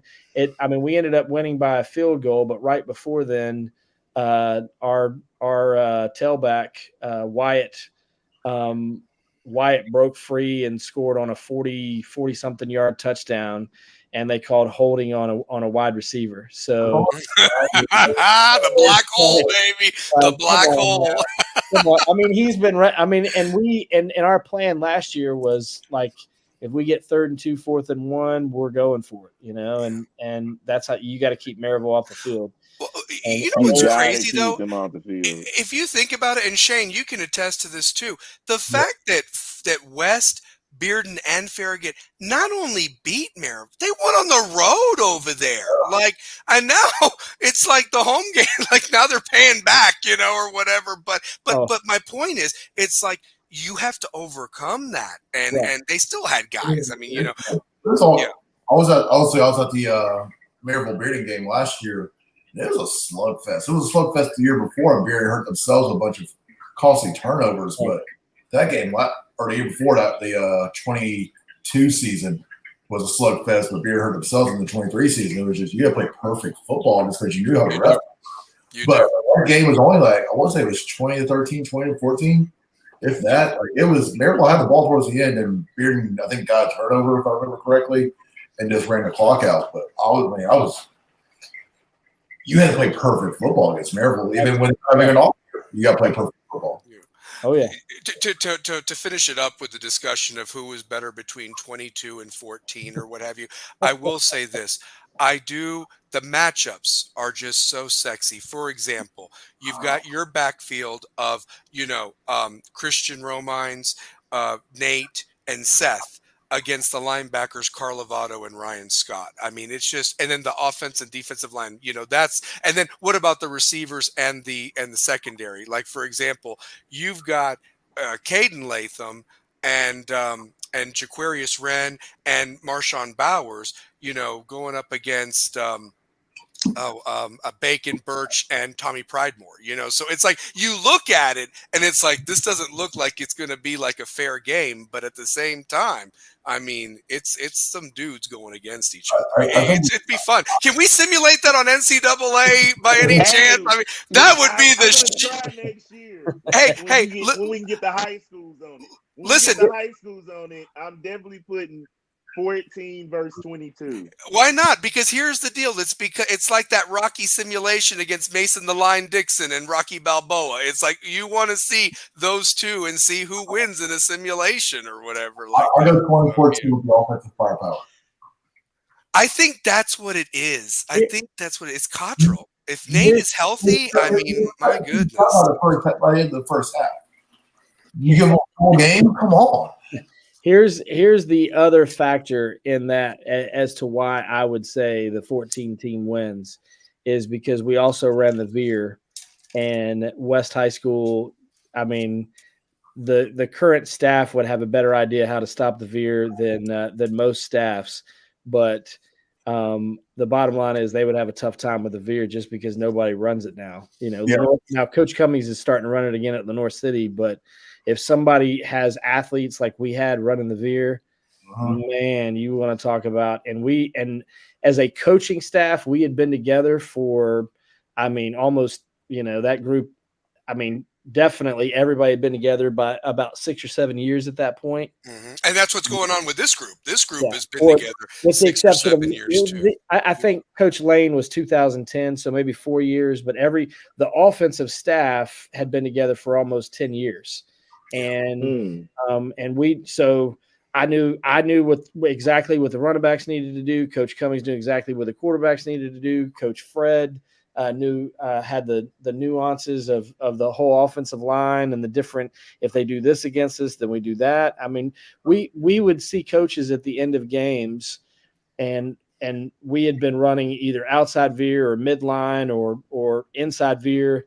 and they would have no clue. They would think it was midline, or they would think it was inside veer. They had no clue what we were running sometimes because they would make comments, So Yeah. I don't know. I'm biased, but yes, I would think that. The best thing is that when you collect these or what have you, that's what's the most important thing, Listen, honestly. I am jealous of the really big rings. I love my ring, but I am jealous of those. I'm jealous of back-to-back. Yeah. But You I'm guys should have also, had back-to-back 13 and 13. Let me tell you something. 13 was such a demon of a team. They deserved to get that state title. They really did, man. honestly. So. The other thing, I'm so proud of guys like the Shavers, for instance, who have kind of held the whole thing together. And been the backbone. And Morgan, the cool thing about Morgan is not only was he a really good West High School player, very good tight end, very good defensive end. He could catch anything, but also has the distinction of having a trophy broken in front of him by Coach Cummings, and part of it stuck in his arm. But Morgan is now, he's been a part of every state championship at West High School. He's the only guy that's the player coach that's been a part of every single state championship. So that's pretty special. So that is so cool, man. That is really cool. Like and I remember him coming in as a freshman. I didn't, knew what it was. Like I knew he was just a really talented football player. He was definitely different. He was different. And Scott Shavers, his dad. I mean, Coach Brown, the Godfather on the show, the Godfather. He basically said it best. He said he does everything that you don't want to do, and he does it with no problems at all and gets it done. I mean, he's the guy. And again, I'm sorry I'm talking so much, guys, but please, you're part of the show, brother. This is why we wanted you on. I mean, honestly, this is Marc Giles night. Shaver is like Scott is the guy that if every head coach had a Scott Shaver, their program would instantly be better. I mean, he's that kind of guy. He does all the behind the scene things, and I'd do anything for that man, honestly. Kind of what Eddie's doing now for Jeff. To be honest with you, he does a lot of the behind the scenes things, and that's what it takes to build a program that people don't understand. I mean, to not even give anybody more than a couple of years to instill your culture, get your dudes in there, let them learn a playbook. What is your identity on the offense and defensive side of the ball? It's not so much as, oh, we're going to pay millions of dollars to this guy and bring him in and hope that, fairy dust gets sprinkled on someone's ass and then they become magically good. It takes time. It takes, everybody to buy in. And you have to eradicate, unfortunately, some of the cancers that are always going to be there to get rid of so that the program can actually build. That's the truth of it. So, yeah. Well, guys, let's talk about college football. What a crazy week of football. Somebody would have lost their ass off. Somebody did in Vegas. Let's first talk about what the hell happened in Fayetteville. Now, I said last week, there's certain teams that give Tennessee problems, and this team always seems to do it. Gators, Bama, whatever. But Arkansas, they have become a true pain in the ass when it comes to Tennessee football. It happened in '99, and it happened again last Saturday. What happened, Shane? Shane, two-pair. Somebody talk, honestly. So the thing I saw while watching the game was that it was Nico. He was every pass I was watching that they would replay on, like he was throwing behind his receiver every time. Receiver had yards in front of him to make extra gains and everything. Like they're having to adjust their body to make the catch. He was late on almost every throw, and that cost the offense from clicking from what I can see. And the left tackle jumping over and over and over and over. They were very undisciplined. They didn't see a lot of the formations that Arkansas was doing, and it's like not enough adjustments. The offensive line, if you've had a week off, you know what I'm saying? You've had a week off. you got to come in refreshed. Like that type of game, you went through that in Oklahoma. They just didn't make the necessary adjustments to counter what Arkansas was doing. And then it was like they're dropping more in the coverage. So I think that will be a way to run the ball more. So just from what I saw. That's what I was just so disappointed in. It's like, look, if Nico's having an off game, you got a stud running back that broke one and they couldn't run him down. And maybe he breaks another one. And that's where your offense needs to get to if the passing game's a little off, because they couldn't stop the run. I felt Tennessee stopped themselves more than anything. And Coach Giles, if you can chime in on this, what were they doing for 2 weeks? Because the problem is you had 2 weeks to prepare for this opponent. They're not trash, but they were a team that was not at the level of Oklahoma, and that Oklahoma environment was way tougher than Fayetteville, in my opinion. And they're fighting for Sam Pittman. Where was the focus? That's it. Yeah, you're right. I think it's one of those things that coaches hate because it's a trap game, so to speak. Yep. The Gators this week, yeah, I get it. They faced a very motivated Arkansas team that kind of wanted to prove something, and when you show out kind of like Tennessee has the first couple of games, and they get talked about by everybody, and everybody's like, man, their offense is unreal and blah blah blah, and then you see a couple of things that other teams we can do this, and other teams haven't been able to do this. I mean, you end up having the result that you had. You had a hungry Arkansas team. Nico struggled to make reads against their DBs because their DBs could cover. And he's a young quarterback. That's what everybody wants to think he's Peyton Manning. But if you went back to Peyton Manning's freshman year, Peyton struggled too. He was good, but he struggled. He got booed in Neyland Stadium. Yeah, he did. He got booed in Neyland Stadium. So, I mean, I just think it was unfortunate, man. So there was some crazy stuff going on over the weekend. I mean, of course, we've had a rough season at Farragut, and then to win one finally Friday night was good. But then it feels like the college football world was flipped upside down from the time that I read an article today about the Vandy game saying it was probably the worst loss in the history of college football. I don't know what you guys think about that, but Vanderbilt until that game. You know what the sad thing is, though, guys? Can I just say this too? Just hold your thought about it. Would we be saying that though if Vanderbilt hadn't screwed up losing to Georgia Southern and Missouri, because they could have been undefeated? I mean, they're not a trash team. Let me tell you something. Vanderbilt beat Virginia Tech where Miami struggled against Virginia Tech. So I'm just saying that there's some teams that match up better. I think that Vanderbilt coach has those guys believing at this point. I don't know what the hell happened against Georgia Southern, but I'm just saying that team could easily be undefeated right now and already bowl eligible. Georgia Southern? I thought it was Georgia State. It was Georgia State. You're right. My bad. Okay. I knew it was one of the Georgia schools. But at the same time, they were a heavy favorite and screwed around all game, almost came back to win it, but they shouldn't have even been doing that with an opponent of that caliber. No SEC team should have that happen. But you know, to answer your question though, I mean, I guess because it was number one and they were unranked, and unfortunately they have the name Vanderbilt. I mean, my question is this: Duke has played Alabama the last couple of years. I know Duke is a basketball school, but they've had some success with Cutcliffe and Elko. If Duke had pulled that off, is that still the worst loss? I just think Vanderbilt, the name, they just crack on the name. I think that's what makes it worse. 23 straight wins, though. They broke a 23-year streak. Mm-hmm. Well, they were also apparently 0-60 against top-ranked teams. Yeah, they were. I've never seen that stat. Yeah, so that's crazy. Do you want to know something that I didn't get to do? Sorry to hijack to Tennessee. Well. Here's the thing that I didn't get to do that I really wanted to do on Monday, but I was so busy with these storms.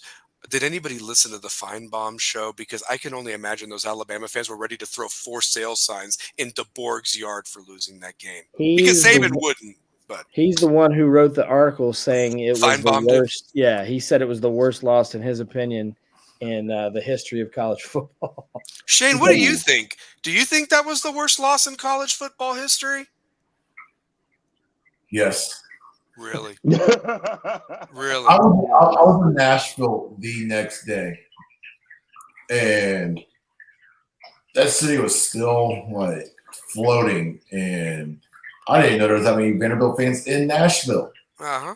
Like my cousin lives there, and everybody's a Tennessee fan. I'm like, where the hell are all these Vanderbilt fans come from? Like, you don't expect Vanderbilt to ever do anything. Like, yeah, they beat Tennessee here and there, especially during Butch and Pruitt eras, but Alabama, like, what?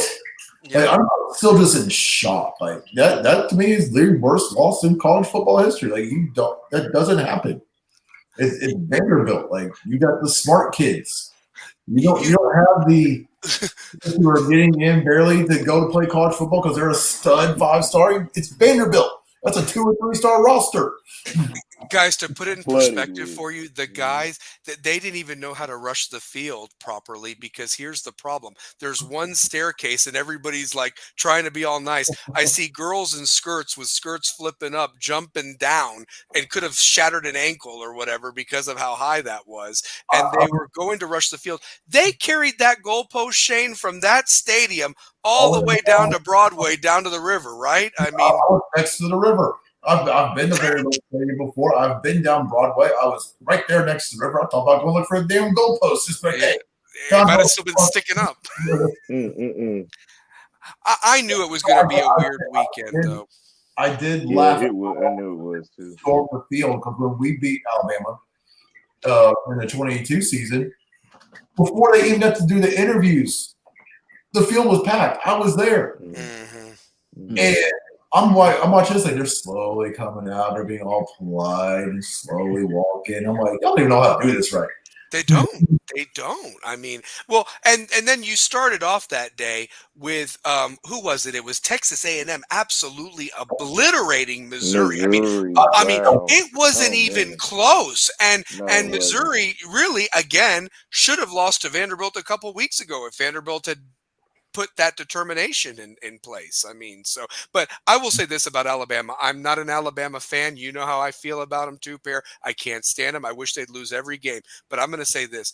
I cannot believe how bad, and this goes to you too, Coach Giles, how Alabama doesn't have a running game but Milroe. I mean, all these 5-stars on that roster. What the hell is it? I mean, is it their offensive line? Is it the new offense that DeBorg is trying to implement? But Milroe is their only freaking guy that can run. He's their whole team. And if you knock him out, they're screwed. They're done. I mean, simple as that. So yeah, I'm amazed that they don't have another Gibbs or they've usually got a tailback that is an absolute stud. So they've missed on some dudes. They've definitely missed on some dudes. I know that they had some guys transfer out, but realistically, their identity used to be they could get you that 7 yards each carry if they needed it to and control the clock. Now, here's the other thing too. They looked flawless against Georgia for 4 drives and everything like that. Yeah. But realistically, that Beck kid had probably the worst game he could have ever picked to have, and they still almost won. And so what I say is this. They were down. If they don't have that first quarter, yes, if they're not down 28-0, Georgia wins that game. Can I say this? Let's throw this out there. That game's played between the hedges. Do you think Alabama jumps out to 28-0 on them? No way. No. So what I'm saying is this.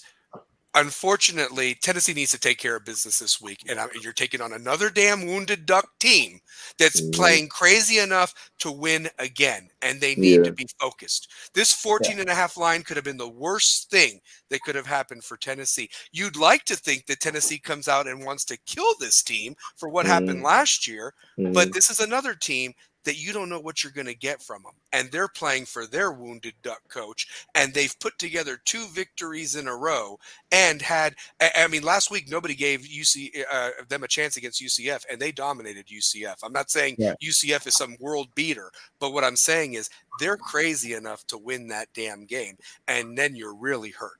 because my Tennessee's God. got to be flawless from here on out. I mean, you could afford to lose the Georgia game if that should happen and have 2 losses and still make the playoff. You cannot.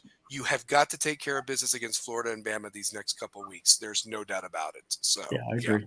no doubt about it. I mean, I agree. so. I agree with you.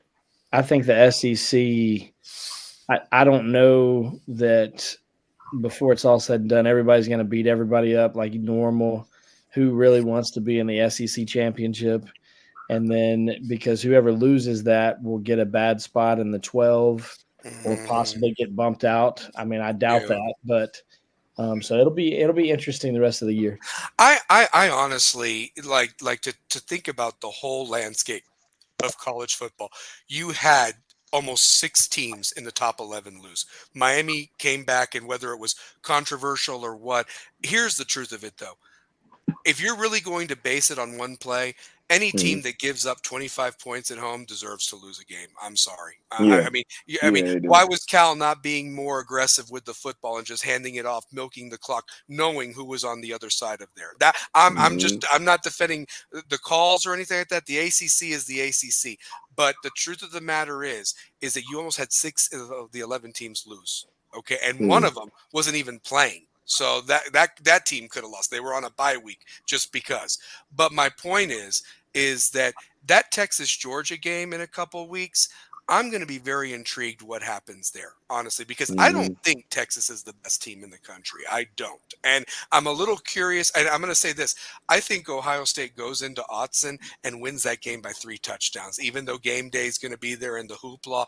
I think Ohio State is more physical. If Oregon couldn't stop the running game of Boise State, and Boise State's got a great running back. But here's the thing. Ohio State's offensive line is bigger and badder than Boise State's offensive line, and they will really open up some holes for those 2 tailbacks of Ohio State. Honestly. Listen, the Boise State guy right now, if the season ended, should win the Heisman. I think so. I believe that. Ashton Johnny or Jonty or whatever. Gotcha. And the cool thing about him, Genty. Is it Genty? Yeah, Ashton Genty. The cool thing about him is, he ran for about 1,300 yards last year. And so a lot of the bigger schools try to get him to transfer, offered him money. And the fact that he stayed, I think, is a really cool thing. So if they're playing Ohio State this week, I hope that he lights them up, man. I hope. Well, it's actually Oregon. It's Oregon. Yeah. Boise State should have beaten Oregon a couple weeks ago, honestly, because he had a great game. It's just the Boise State defense couldn't stop Oregon. And I just think Ohio State's going to have as much success running the ball as Boise State did, honestly, against that defensive line. Yeah, I'll give you that. I see what you're saying now. I hope the Boise State. I'm impressed with the Boise State guy, man. I hope he wins the Heisman. Can I say this, guys? Is this the most exciting Heisman race we've had in a while, in my opinion? Because I couldn't even name the dudes last year, to be honest with you. I mean, you got Shador and Travis from Colorado. You got Cam Ward at Miami. I don't think it's completely done for Nico. If Nico beats Florida, Alabama, and Georgia, how could you not even put him in the conversation if he has good games against those opponents? The Boise State kid at running back, you've got some sexy names this year. Beck still in Georgia, still out there. The other kid from Milroe for Alabama, he's putting up some good numbers. So I'm just saying, there's some names out there. Yes, Ewers. Yeah, I mean, he could get back in it. He beats Georgia. He's back in it, man, honestly. It reminds me of the Matt Leinart, Reggie Bush, Vince Young. Yes. Yeah, that was a real exciting one. So, yeah, I mean, but yeah, it's interesting. I mean, and that's the funny thing. Again, they said that it wasn't a sexy weekend of matchups, and those are when the upsets happen. I mean, that's what it feels like more than anything. Now, this week, you've got some big time games, and why don't we pick them? Why don't we end the show picking them and so forth like that? So, for example, let's start it off with the Oregon-Ohio State game that is the big game day game of the week, 2 versus 3. I've got Ohio State by 3 touchdowns. I'll apologize next week, but I just think the Buckeyes are going to really show why they're a superior team and not welcome Oregon in a friendly manner to the Big Ten. So, yeah. I'm gonna take Ohio State. I don't see Oregon's not that good to me. I just I ain't believing it. I mean, as much as Nike pouring into them right now, I don't think they can do it. I don't think so either. Shane, what do And you if think? they do, I'm gonna be Ohio mad. State or Oregon on Saturday? I hate this team with a passion. I can't stand them. I dated a girl whose uncle was a coach at Ohio State. I'm Ohio State. Yeah. Coach Giles, what do you think? I'll go Ohio State. Ohio State, yeah. Okay. I Columbus, right? their fan. Is that Columbus, or is it in Oregon? It's an Autzen, so Oregon has a fighting chance. But here's the thing: the Boise State game was at Autzen, and they were damn lucky that they beat Boise State. They really were. I mean, honestly, I'll take Ohio State. Yeah. All right. What about Penn State versus USC? USC lost to Minnesota last week, but it's Penn State traveling across the country to the Coliseum. That's the 3:30 game for CBS this week. Penn State versus USC. I'll take Penn State. Nice. I'm disappointed in USC. I'm disappointed. You beat LSU and then you just Penn State, Penn Penitentiary. I'm taking them. I want. Everything tells me to say USC just because of that jet lag, but at the same time, man, USC's not good. They're just not good. And Penn State's kryptonite is Ohio State. So give me Penn State in this game, honestly. I think Penn State wins as well. So, I like Penn State. Yeah, for sure. What about SEC? Alabama versus Kentucky this week. Who you guys got in that one? Man, I feel sorry for Kentucky. I do. I do. I really do. I really feel sorry for Kentucky. Because if Kentucky beats Alabama. Oh, then there's going to be for sale signs thrown in his freaking window or whatever that. So. People forget Nick Saban lost to Louisiana Monroe. That's it. Oh, man. But is this and that's not worse than losing to Vanderbilt. That's not. So what do you think, Coach? Alabama or Kentucky? Oh, you, Mark. Oh, yeah, okay. Yeah. I know he's the coach too, so I didn't. Yes, yeah. No, I'll take Bama all day long. I mean, I think they should beat them they'll probably beat them by about 4 touchdowns.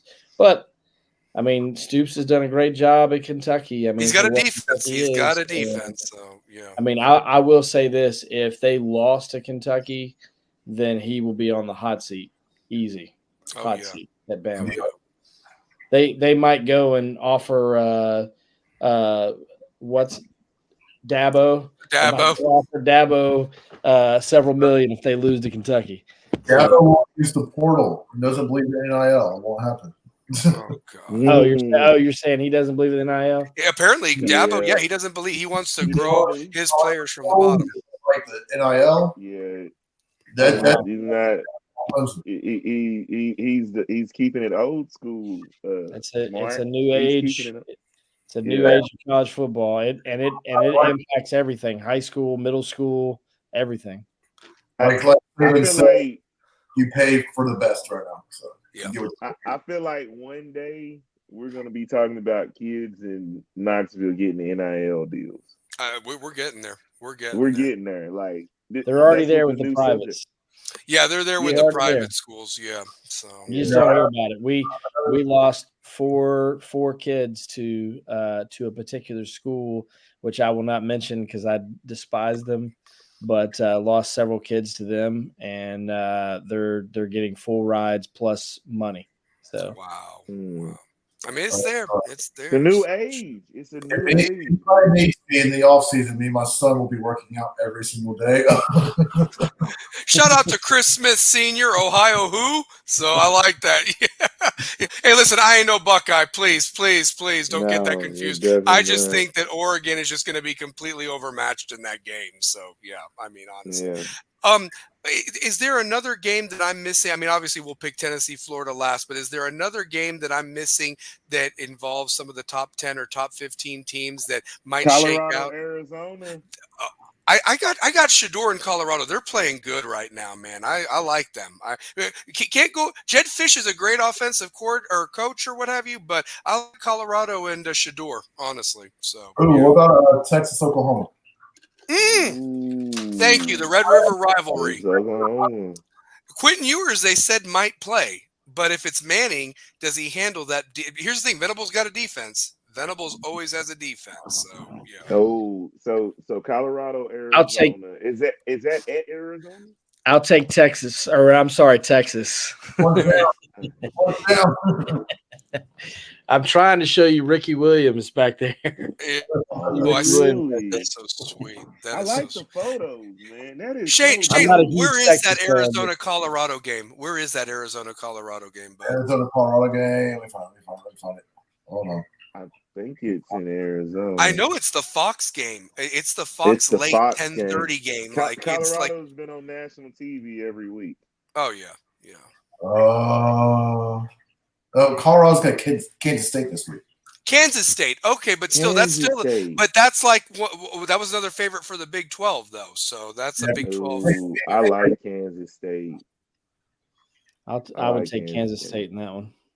God, they looked so bad against BYU the other day. Jeez. I like they did get spanked. God, they got destroyed by BYU. But then they came back and kicked the crap out of Oklahoma State. So that's a Jekyll and Hyde team. I mean, I wouldn't put money on it, but I'd go with Colorado, I guess. I don't know. So, yeah. You got Ole Miss and LSU. Oh, give me Kiffin. Kiffin will outcoach what's his name? Brian Kelly. Brian Kelly. Yeah, give me Kiffin. I don't know if LSU is disciplined enough to beat them. I just don't know. Like, that's what I worry about when I watch LSU. I see a team that's really undisciplined. How bad is LSU losing to that USC game now? Like, that looks horrible on their record, man. Yeah, and they should have lost to South Carolina when you think about it. Oh, so, we were on the Alabama-Kentucky game. It's Alabama-South Carolina this weekend. Oh, I'm sorry. So it's Alabama-South Carolina? Give me Alabama then. I feel sorry for whoever plays Alabama after. Yeah, South Carolina didn't look too good last week either. Ole Miss really imposed their will. So, yeah. Yeah. Beamer gives my first name a bad look.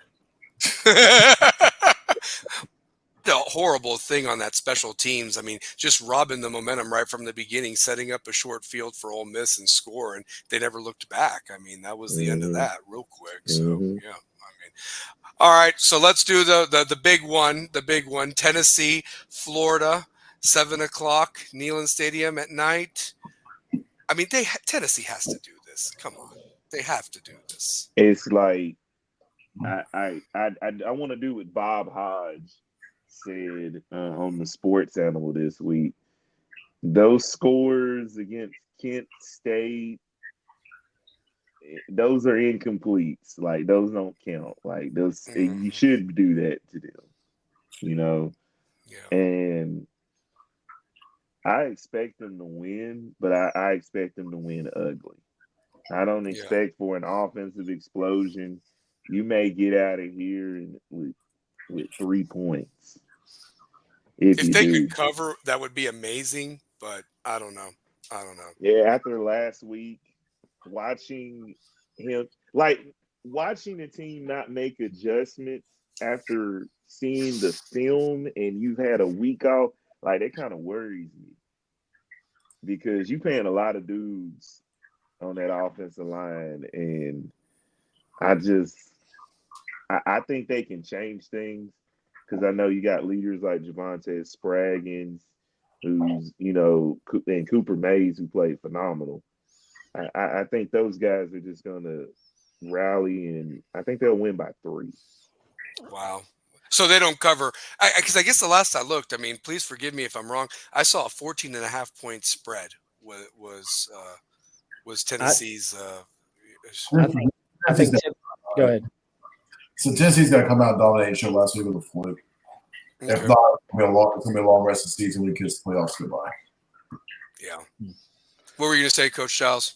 I think Tennessee will come out motivated, and I think it's going to be a tough game, because it always is against Florida. Even when Florida's terrible or we're terrible, vice versa. It's like one of those mental games.